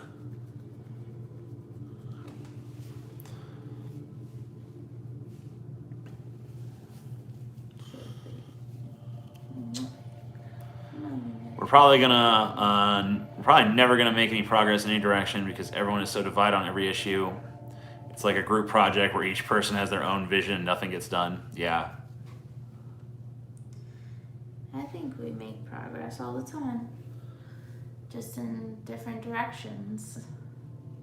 Like weed legalization, but then there's also like all these like conservative areas taking away like trans rights and shit. Yeah, but it's like, I don't know. It seems like progress that happens is on a pretty superficial level. It all just kind of seems like if you imagine America as a prison, it seems like changes to prison policy. It doesn't seem like anyone's like, let's abolish the prison. You know what I mean? Yeah, okay. Fair enough. It's like, good news, prisoners, from now on you can identify as whatever gender you want. It's like, okay, that's cool, but we're still prisoners, right? So, I don't know. Dude, I remember there was this fucking jackass on Twitter. I brought up that prison analogy to him. Yeah. And I'm like, I said something to him like, it'd be like if we, I just basically made that same analogy. Like, it'd be like if we were all prisoners, you know, and we were able to somehow vote on the warden and we didn't vote for the warden that was like, abolish the prison, right? Yeah. And he's like, you want to abolish prison? You know, that's not a mainstream stance at all. It's like, God. no, that's not what I said. I said, if the entire country was a prison in that Yeah, I context. understand it was an analogy. And then I explained the analogy in the fucking simplest terms. Then he still came back with like, you want to abolish prisons? That's crazy. You're crazy. It's like, dude, I don't know if you're just like the stupidest motherfucker on the face of the earth, or if you're just trying to misinterpret me because you think that some bystander is going to fall for your fucked up reframing of what I said. Maybe. But either way, fuck you to death with a chainsaw. But in Minecraft, of course. I mean, on Twitter, people easily would. Oh yeah, people on Twitter are fucking stupid. That's for sure. We can have real socialism, real communism if we are free to leave when it becomes corrupt. Okay, awesome. Sounds good, dude. Could you imagine if the Luddite philosophy really took off, conservatives would fight against tech progress like they do with social economics? Oh, that's going to happen. I can already sense like this burgeoning anti-technology block arising. You know, I see it a lot. You know, one of the major purveyors of it at this point, honestly, is Shoe on Head, who has like these like really crazy, stupid technophobe, fucking reactionary bullshit, where she's like quaking in her boots over robots and Alexa and shit, and it's just like, ugh. Like, I just find that so primitive and ridiculous and bigoted, by the way. No. And also bigoted because I fucking think that, you know, while machines don't rise to our level of sentience yet, I can foresee a time when they not only intellectually surpass us, but surpass us in terms of empathy and compassion and all these other virtues as well. So, I don't know. I feel like there will come a time, if we don't destroy ourselves first, when we are inferior beings in every respect. So I think that we should be nice to the robots so that they'll be nice to us when they take over, which I hope will happen in my lifetime. Thank you very much. No, it's not going to happen in my lifetime, but, you know, I mean, I can dream. unless you can, like, get a robot heart and stuff and extend your lifetime. Oh, yeah. That's true, too. I also like the whole immortality angle. It'd be cool to extend my existence beyond what nature would have allowed. I'm gonna leave Corn Pop out.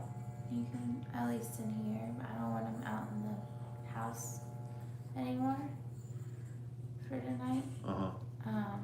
Well, I'm gonna go grab some stuff from the kitchen. So could you like talk to these people for a second? Sure. I know you don't want to be on, but you could just kind of like chat at them.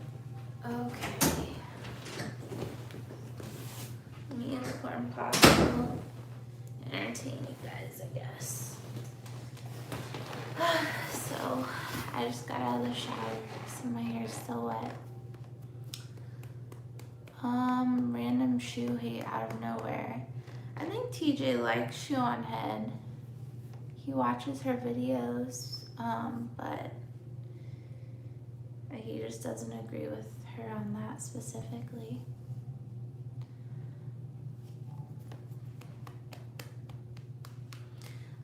I added you on Facebook, or you added me?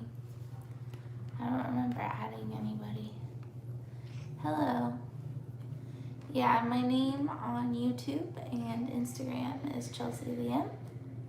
Aw, he doesn't like the bright light. I'm sorry. His chin is really breaking out right now. This is Cornelius. We also call him Corn Pop. Look how long he is. He is very allergic to everything. He's angry right now. I'm gonna show you guys. See his chin? That is from his allergies. Oh, I got a super chat. Thank you. Hi, Chelsea. I'm glad you're on streams camera more often. It's good that TJ found a good person to be with. That's so sweet. Thank you. He is a long boy, huh? He's also a very bad boy. The reason that he's in here and he can't go out into the house anymore is because he was trying to get into the pot of chicken and dumplings on the stove. And he is very allergic to chicken. It would just make him break out more. But yeah, please follow me on YouTube and Instagram too. Yeah, he's a little sick baby. See, his tail is whipping around. That means he's angry.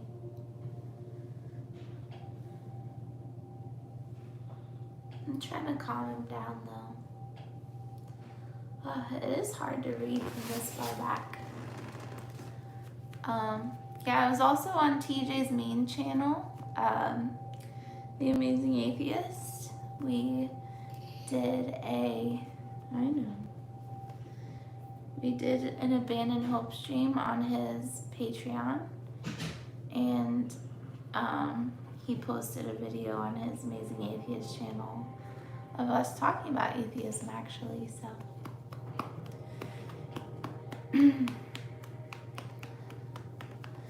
Thank you guys so much for all your support that you give TJ. It helps me. I haven't been able to work since the pandemic, at least, out in public. And it helps our little sick cat Corn Pop get his medical attention because he has lots of expensive medical bills and medicine that he has to take all the time, and special shampoo and eardrops and shots and all kinds of stuff. So he's our little special needs kitty. I'm not in any of the Q&A videos yet.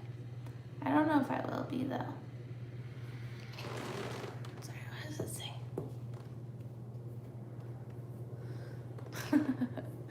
some shop named Chelsea's. That's funny. No, I mean, I enjoy not working in the public anymore, honestly. I used to work with animals, but I still had to work with their owners and stuff too, and I didn't like that part of my job. I'm just saying I appreciate everybody who supports TJ financially because it helps me too. And it helps our household survive.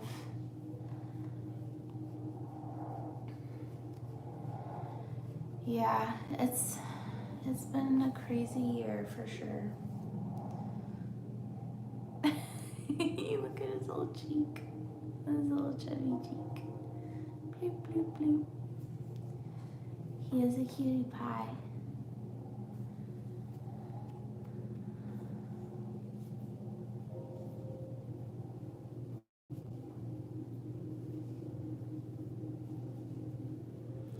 Yeah, I'm just ignoring all that bullshit.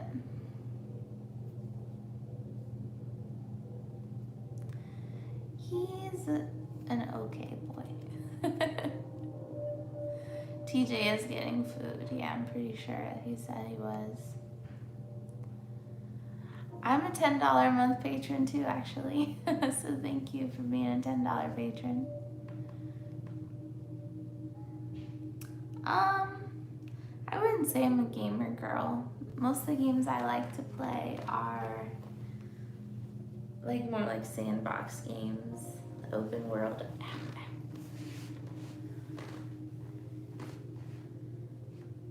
Oh, baby, your little whiskers are bloody.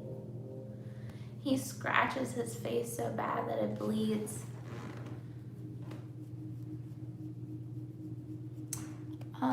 I help TJ cook. Yeah, I'm holding corn pop. This is corn pop. Valheim? I haven't heard of that.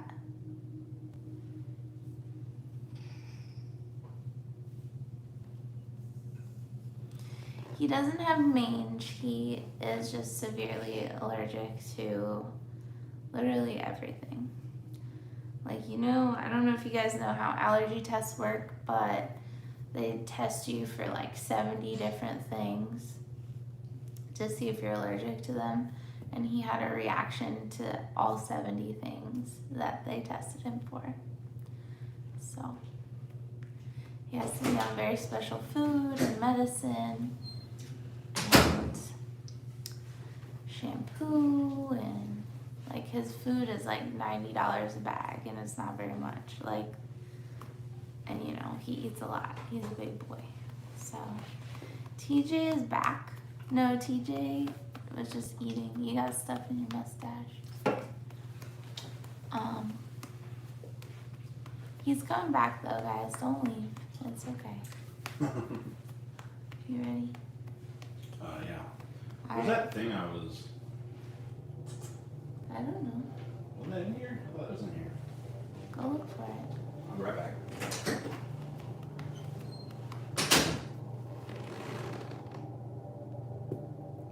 Why not just get another cat?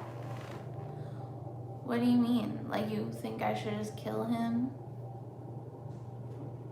And like get a new cat? I mean, like, I can't do that. What do you mean?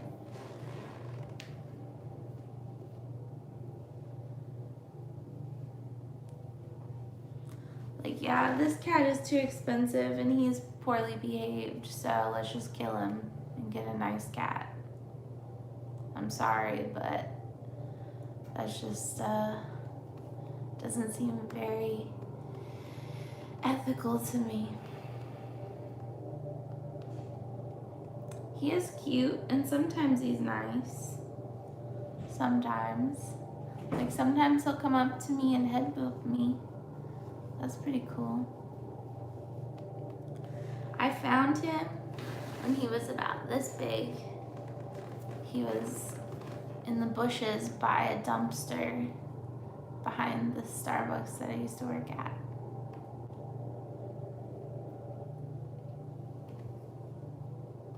Are you angry, baby? Oh, Daddy's back home.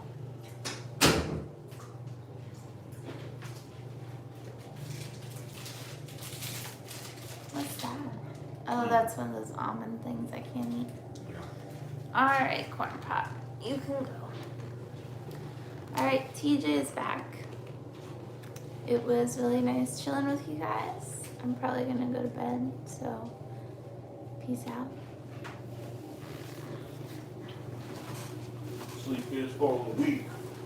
Come on, TJ, get over here. Well, I'm gonna close it behind him, so he can't get out. Just lock it. Right, but I want to do it behind you. Lock it now. What? Well, you're gonna be in. Or you just thought you were going to bed. I am, but I wanted to say goodnight to you. And you could have done it on the way out. Mm. Love you, baby. Love you too.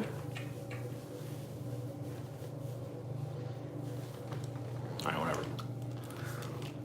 Someone said that we should just kill corn pop and Why? get a new cat. Ban his since ass. he's so expensive. Ban that punk bitch. Trying to kill my fucking cat? Fuck you.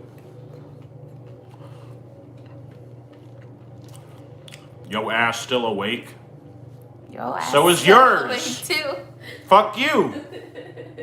Yo ass still awake too, bitch.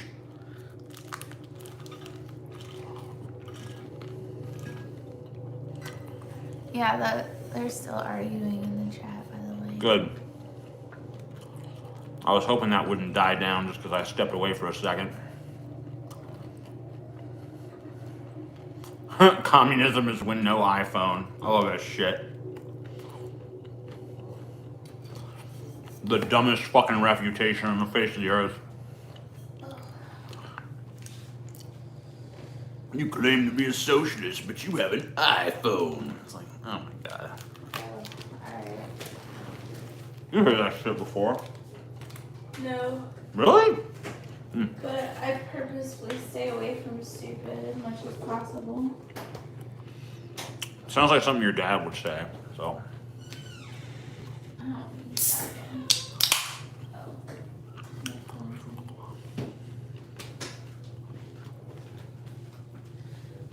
Unlike these idiots, even my libertarian dad knows that if you live in a capitalist society, you have to participate in it. Anyway, good night. Night.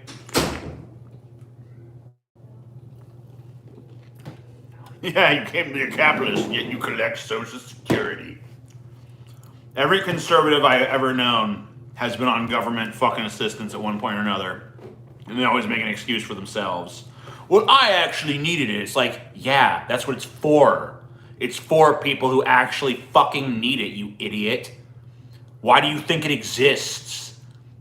It's like, I'm against the very thing I take advantage of because, well, I paid into it. It's like, yeah, everyone pays into it, you stupid fuck. Well, I actually need it. It's like, that's what it's for.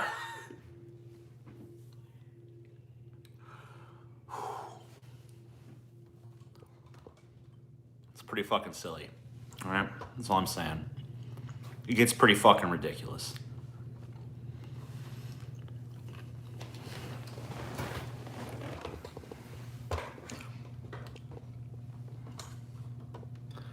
Slow down, calm down, slow down.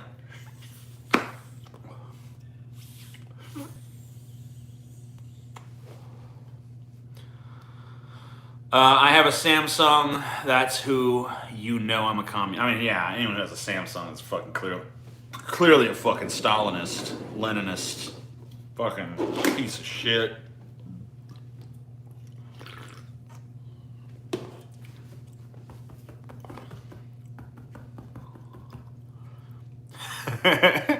Keep your government hands off my Social Security and Medicare. You, George Carlin, and Frank Zappa helped me embrace my inner atheism. Thanks, mate. Wow, I don't deserve that company, but thank you nonetheless. Oh, Terminal Insanity finally got to you, huh? You just took away his freedom, mendacious C. You just robbed his freedom right out from under him. You're despicable. You're a totalitarian.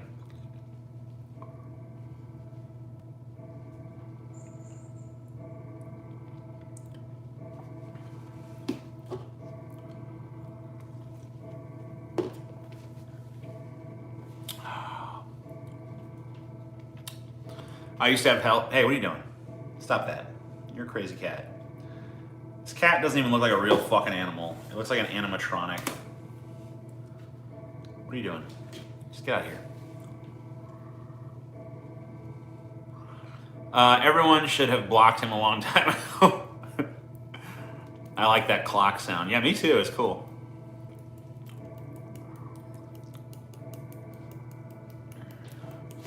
What's frustrating about that terminal insanity dude is like, I feel like he's like 90% of the way towards not being fucking stupid. But he can't quite wrap his mind around that last 10% of not being a total idiot. Corn Pop, do not jump on that TV. Corn Pop, don't do it. Don't even look at it. Don't do it. I will lock your ass up. You have one chance not to be locked up, and jumping on that TV is how you lose that privilege. Corn Pop?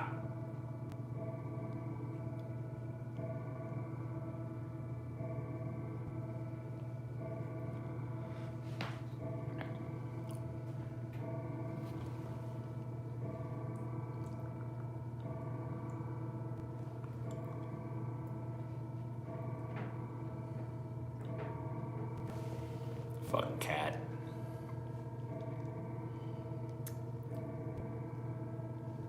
Don't take away Corn Pop's freedom. Oh, his freedom is easy come, easy go. You know.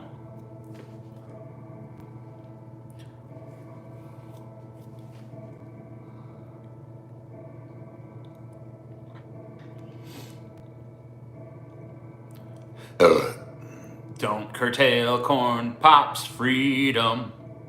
Hey Chelsea, if you're still watching this, even as just like background stuff, did you feed Squeaks before you went to bed?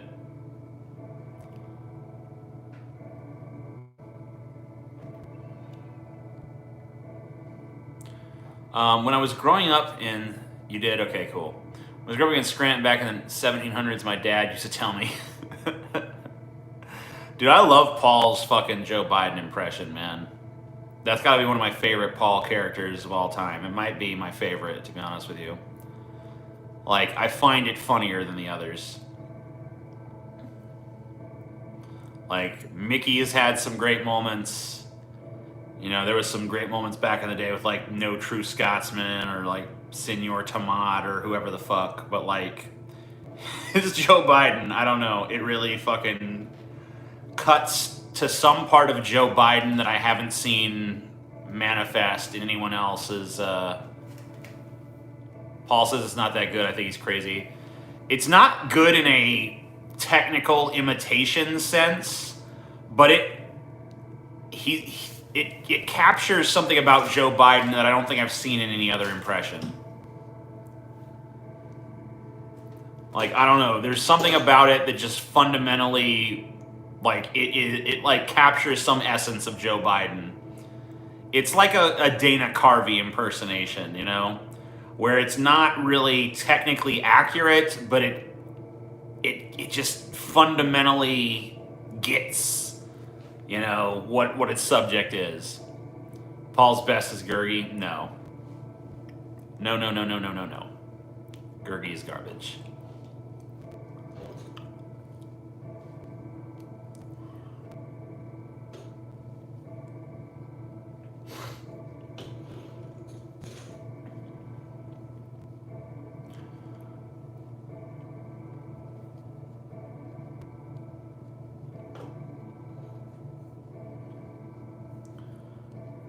We elected Hunter Biden. I mean, definitely seems cooler than his dad, for sure.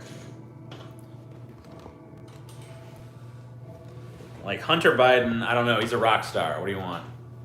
You know?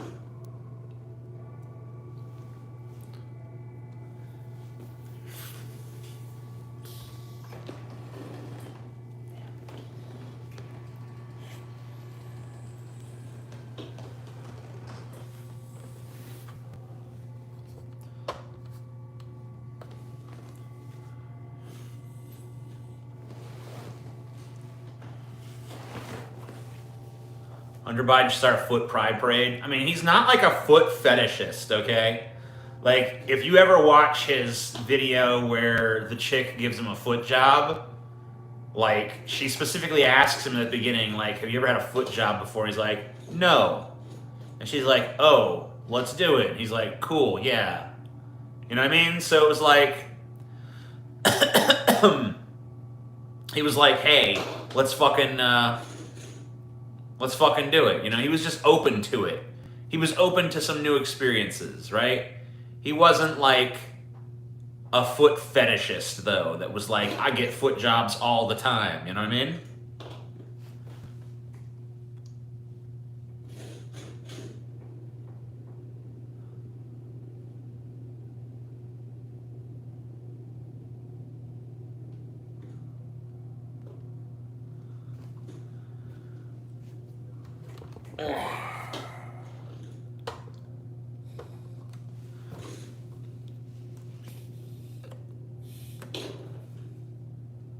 Fuck.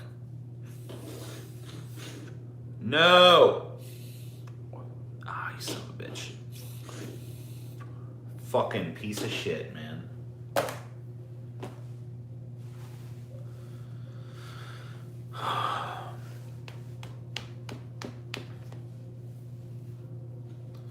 Hero Hunter.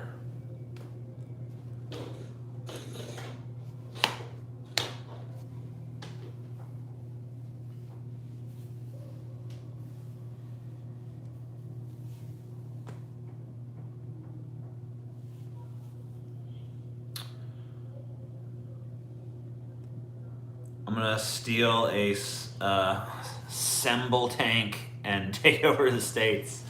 Dude, I actually thought about you when I was doing that segment. And I was just like, I felt kind of bad for you. I was like, oh man. I'd always kind of wanted to live in New Zealand, but that kind of made me see New Zealand in a separate light. I was like,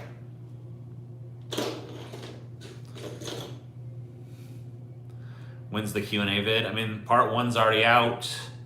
I have 2 more parts shot and edited that I'll probably put out. I think I'm putting them out on the 8th and the 11th, respectively. But I might space them out more, I don't know.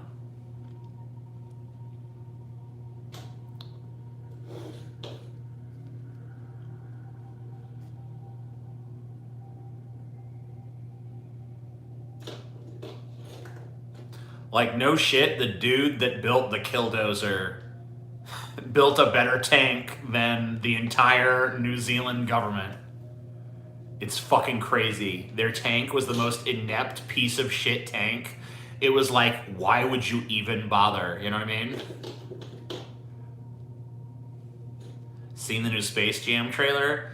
Yeah, I love that they fucking took Pepe Le Pew out of Space Jam because he was problematic, because he didn't value consent, but then they literally have the Droogs from Clockwork Orange like in the background of the fucking movie. It's like, what? So the literal fucking like rape gang from Clockwork Orange that like explicitly brutally raped a woman on camera, they're okay for your Space Jam sequel, but Pepe Le Pew isn't? What? That's so fucking weird.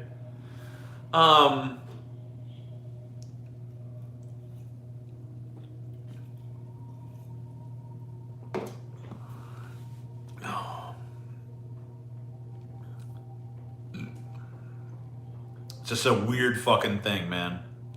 But that trailer, it looks like Ready Player One, which I hated, and Space Jam, which I hated, are gonna have a little baby, and it's called Space Jam 2, and it looks horrible.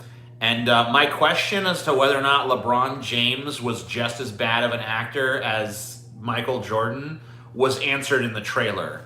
Like, the fucking parts of him that I saw in the trailer were so bad and poorly acted that, like, I know his performance has got to be absolute dog shit. because like the stuff they put in the trailer was bad. Like you can just tell from like when you can tell in a trailer that someone gives a dog shit performance, it's like fuck. That's gonna be awful. It's gonna be fucking awful. And then they like CG fucking upgraded all the fucking Looney Tunes and shit. You know? Like Bugs Bunny all the fucking sudden is like a fucking 3D tune and shit. And they fucking, oh my god, damn, dude, can you imagine? If they'd fucking done a 3D animated version of the fucking real Lola Bunny, oh my god, I would have jizzed my fucking pants right then and there, dude. I wouldn't even have fucking, I'd have just seen that in the trailer and it just would have been, you know? But no, it's that derpy ass looking stupid fucking replacement Lola that I guess is like more approved or whatever the fuck. But yeah, I don't really get why the 3D thing either. Like, I think it was like, isn't it kind of cool for the Looney Tunes to look like the Looney Tunes? But whatever. If Hollywood knew what the fuck it was doing, we wouldn't even be getting a Space Jam 2. But you know, it'll probably be a hit, so whatever. It'll be financially rewarded by fucking idiots. So I'll tell you what, if there's ever been a movie to release the gas, it's probably that one.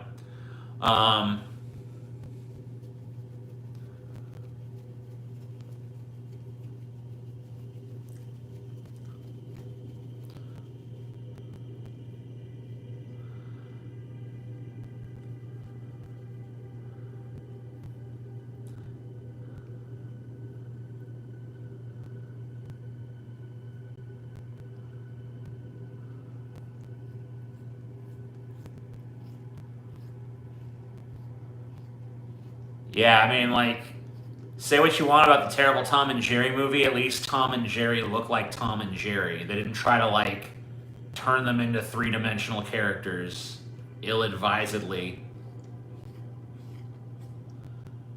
Dude, it kind of sucks that Space Jam 2 is coming out on Scotty's birthday because Scotty had that hilarious, like, Space Jam 2 pitch that would basically be, like, the best movie of all time if it actually happened. Like, Scotty's idea for Space Jam 2 is straight up fire. Like, it's like, I mean, it's beyond fire. It's like the fucking fusion reaction at the fucking core of the sun. I mean, it's that fucking hot, dude. Like, that shit, Scotty's idea for Space Jam 2 is literally the funniest and best idea that a human being has ever had in the history of the fucking planet Earth. And the fact that it will never be is a fucking national tragedy that everyone should recognize. What video did you describe it in? I don't know. I don't remember. Someone's got to go fucking find that and clip it. We got to put that out as its own little piece of content because it's fucking batshit insane, but it's the funniest fucking shit.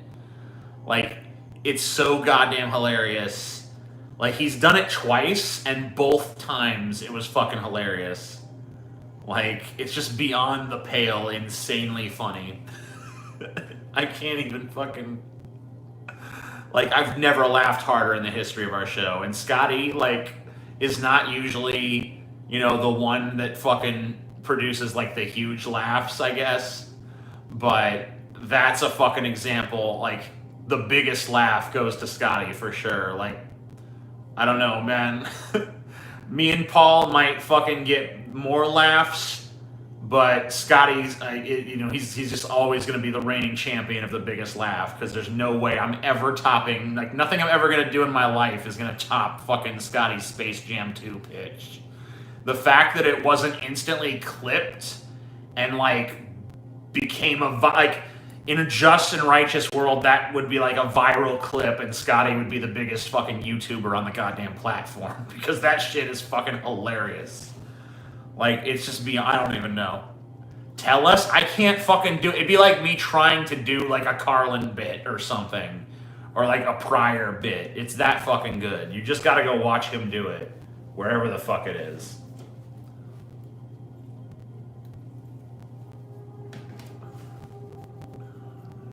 I honestly don't remember where do it be? I don't know. Someone's gotta know. If anyone fucking figures out where it is, just send it to me on fucking Twitter. And I'll fucking post it up. I'm gonna clip it. I'm gonna clip it and put it up on its own somewhere. Because that deserves to be a piece of standalone content, for sure. Like, the fact that we didn't instantly do that just shows how fucking stupid we are. Yeah, you know what? I'm just gonna... When I wanted Scotty to have a Twitter account, I had to literally go create him a Twitter account. I'm gonna fucking clip that fucking scene and go create a YouTube channel called It's Scotty or some bullshit and fucking put it up on the goddamn channel and be like, this is your channel, Scotty. You have fucking 2,000 subscribers, go entertain them. You know? I'm just gonna have to force him to do it like I did with Twitter. But someone's got to send me that fucking goddamn, that goddamn Space Jam 2 clip so I can clip that out. Because that needs to be a thing. Corn Pop, you such a good kitty. I mean, you're really not, but right at this moment, I like how good you're being, so. So good for you, buddy.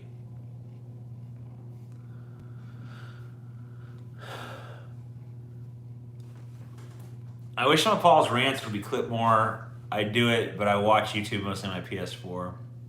Yeah, I feel you. Yeah, I mean, a lot of stuff goes... We don't properly leverage the fucking shit that we create on these channels, honestly. Just because we don't have the fucking infrastructure in place to do it. It's so hard to fucking find the good help that knows what to fucking do. Like, if we had a fucking editor with a good eye that could, like, go through ideologies and this kind of shit and just, like, clip out fucking stuff that's standalone good, like, that would be fucking dope. But, whatever.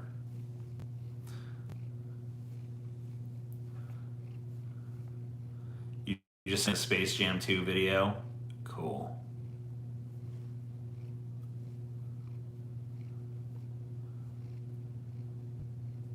TJ, Space Jam is worse than you think. They want to create a cinematic universe which they can drop celebrities into existing IP. Did you notice the other IP planets at the beginning of the trailer? Oh yeah.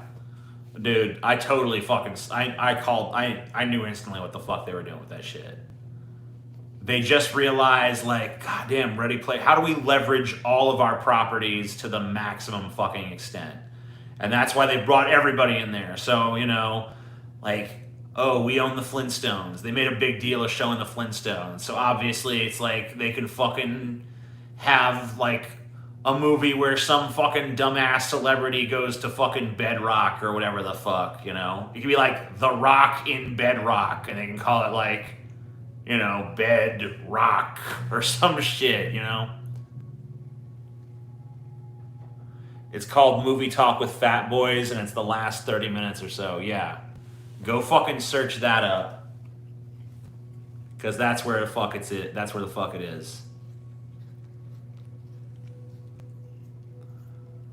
Flintstones, meet the Flintstones. They're a modern Stone Age family from the town of Bedrock. Wait. Did I miss a fucking line?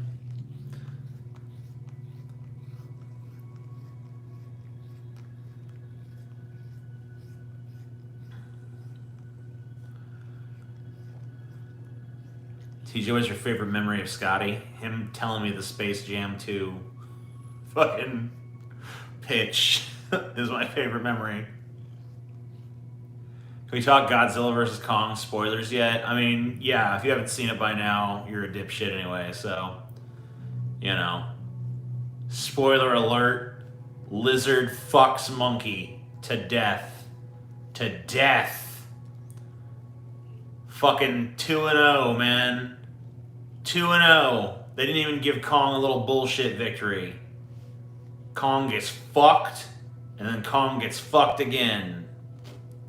And then they team up to fight Mecha Godzilla. So, yep.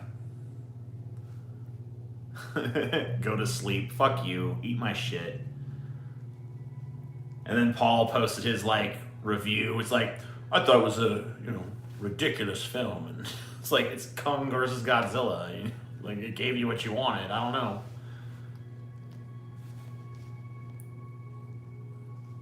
Paul said the exact opposite. What he said, Kong won. I don't believe he said that. I watched what he said.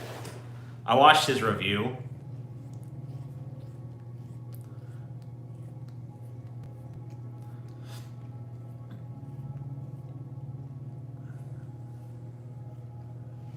Hey, kitty. You so cute.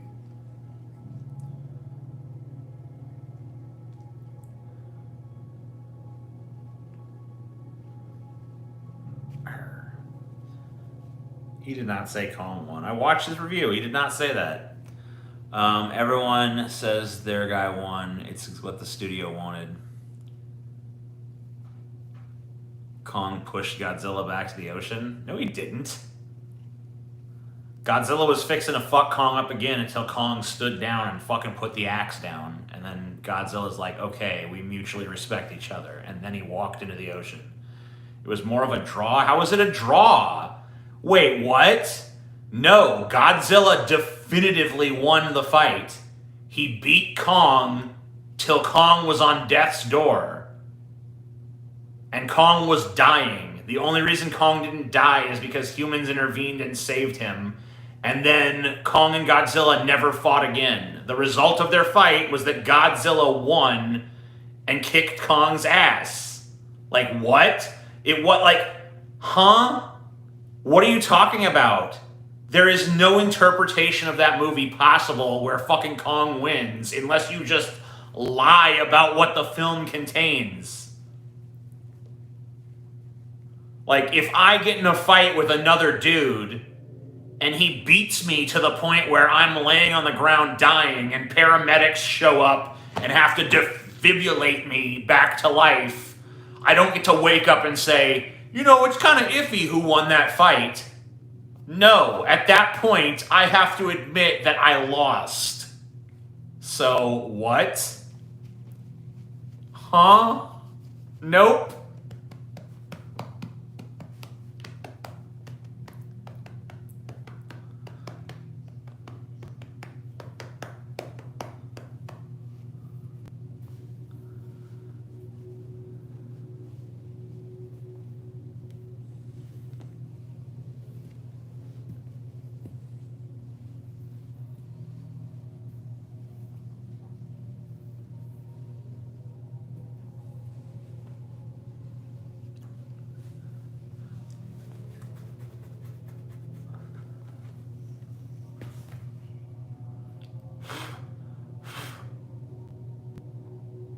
Why are you shedding so much?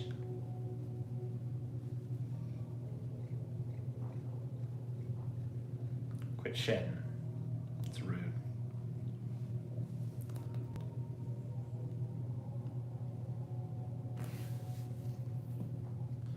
TJ, you're a communist now? I don't know what communist means.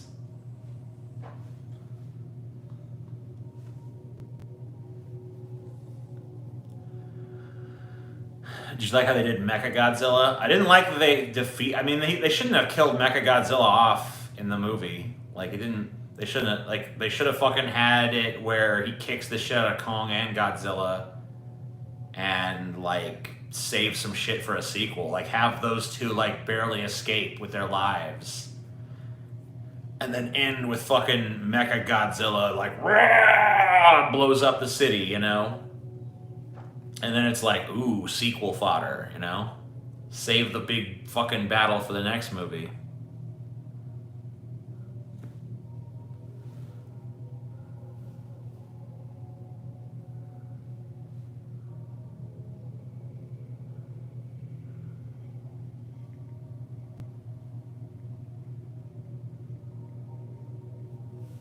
Yeah, Mechagodzilla definitely had some, like, Transformer sort of vacation going on.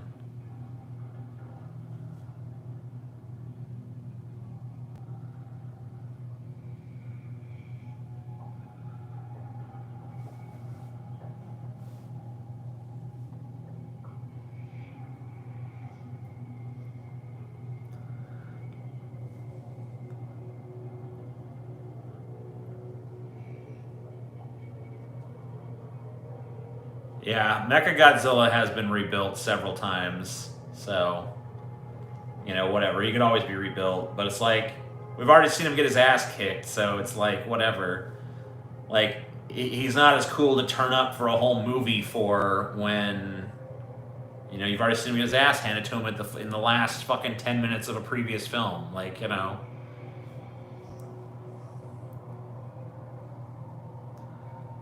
like they should have had him fucking kick their ass. Like you're gonna have him do like this 0-1 shit, It's like whatever. Kind of diminishes the I don't know. It seemed like there wasn't really any reason to throw him in, to be honest with you. Unless you were gonna fucking set him up for a sequel, which I thought they were gonna do. But then they just had him get defeated, and I was like, that's lame.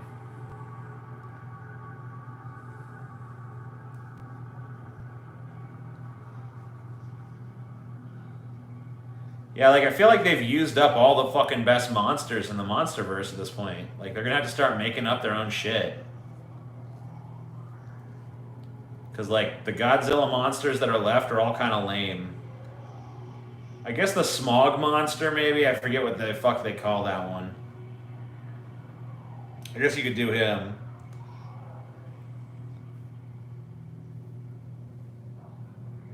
I mean, the Hollow Earth thing... I felt like it kind of worked for me just because, it looked kind of cool and it sort of explained how the fuck there's giant monsters all of a sudden. Yeah, because, where were they this whole time, right? So having the Earth be hollow kind of explains that.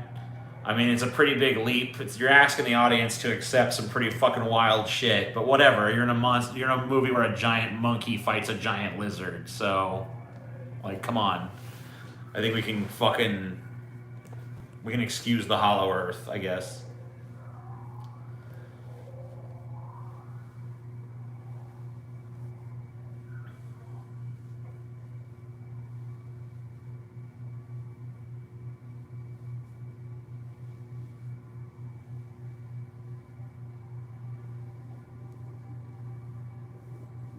Does anyone know why they needed Kong? Yeah, they needed him because apparently he could sense the energy source that they were looking for.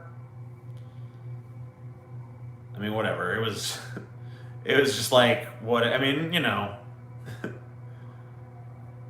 they just needed an excuse to get him there. You know what I mean?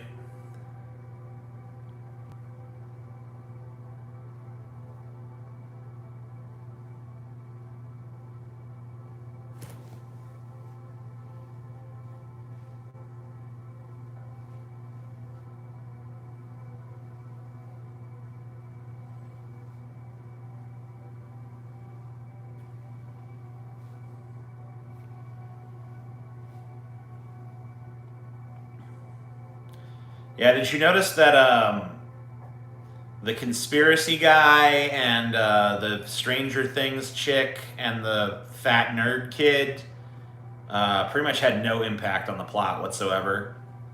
They were literally just there to fill up screen time. I guess that some information was given to us through their story, but it could have just as easily been presented to us a different way. It really was just pretty much complete padding. Their subplot was pretty much entirely you could cut it from the movie and you pretty much wouldn't lose anything.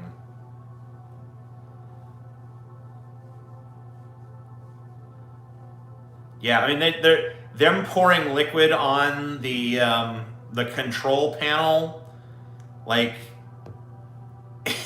was not a good enough reason for them to be in the movie. It doesn't defeat Mechagodzilla. It slows him down for a second, which I don't even understand how that works, but whatever.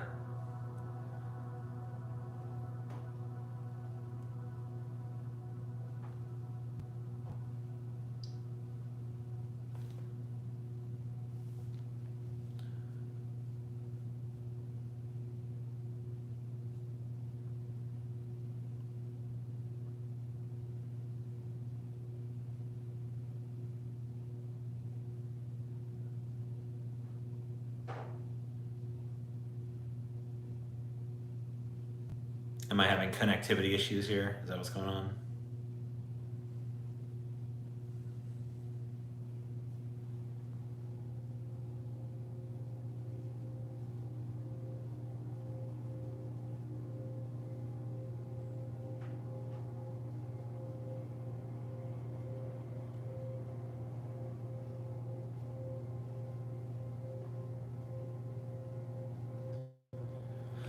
CJ, please tell us your best story of being on DP. I don't know. I don't really fucking have any stories. It was just a job. I went in and did my fucking job. Guess I ain't sleeping. Good. Sleep is stupid. Who the fuck are you? I don't know. I wonder what the diner bitch is doing nowadays. I think she died. I believe she was eaten by velociraptors, if memory serves.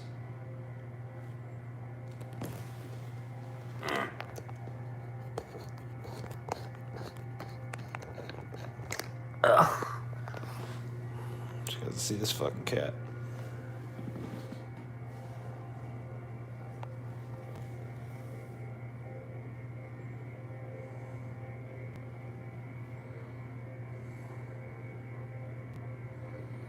You're a sleepy boy, huh? Why don't you put your head down?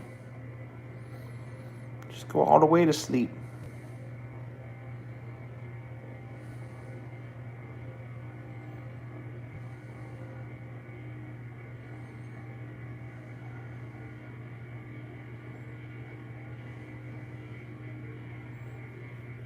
You're tired, boy.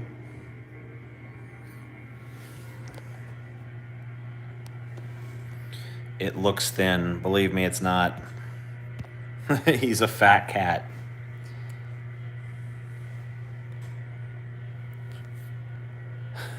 Get out of here with that bullshit. We don't put up with that nonsense around here.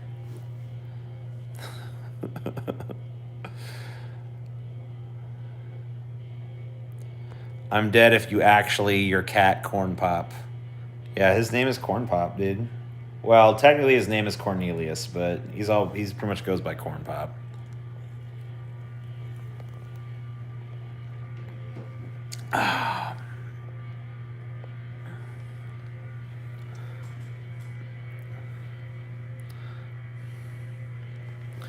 Corn Pop, Corn Pop, Corn Pop, Corn Pop. Yeah, Porn Cop. I call him that sometimes too.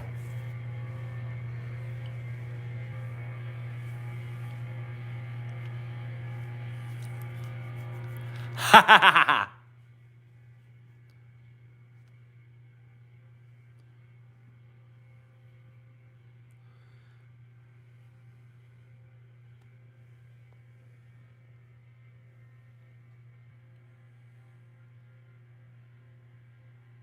The Rind of Zao Dadon.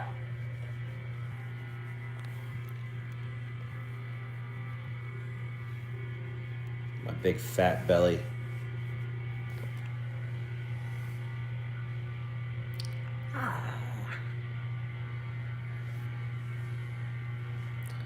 Yeah, it's 5:40 a.m. here.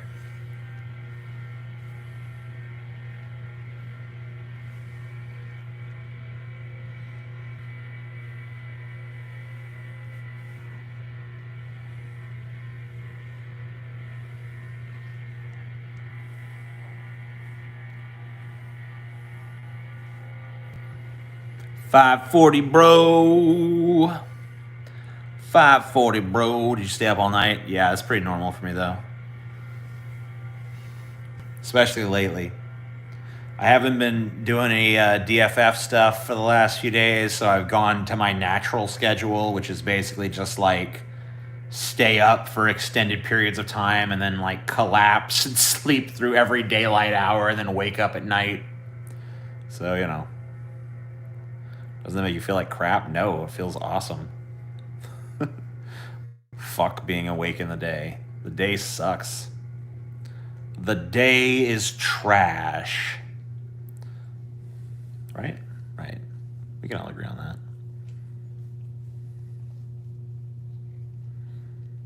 Yeah, night's how it is, man. I ain't never seen no mountain lion, no. I mean, in captivity. Yeah, the Loki trailer number 2, I gotta say, is impressing me a lot more than the first one. Oddly enough, I'm kind of feeling Owen Wilson's character. So hey, man, you know, maybe that's a fucking good fucking role for him too.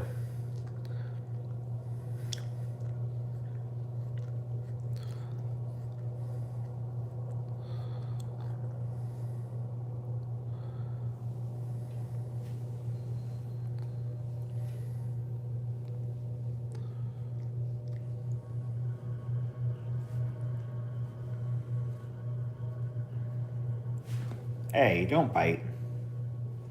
Corn pop. That's so rude.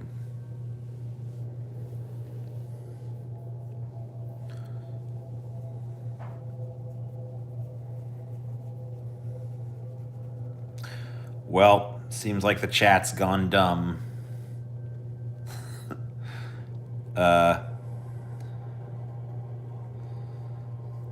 Yeah, we're at the point. So someone just asked Hall or Oats. I think that's the cue. And it's a cue to wrap it up. So, I'm still here for you, TJ. Well, you better ask something interesting real quick. Because I'm not opposed to staying around, but when it gets to the point where people are just like, Hall or Oats, you know, like, I don't know.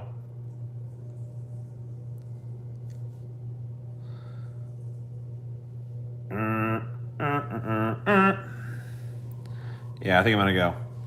See you guys. Thanks for watching. Appreciate it.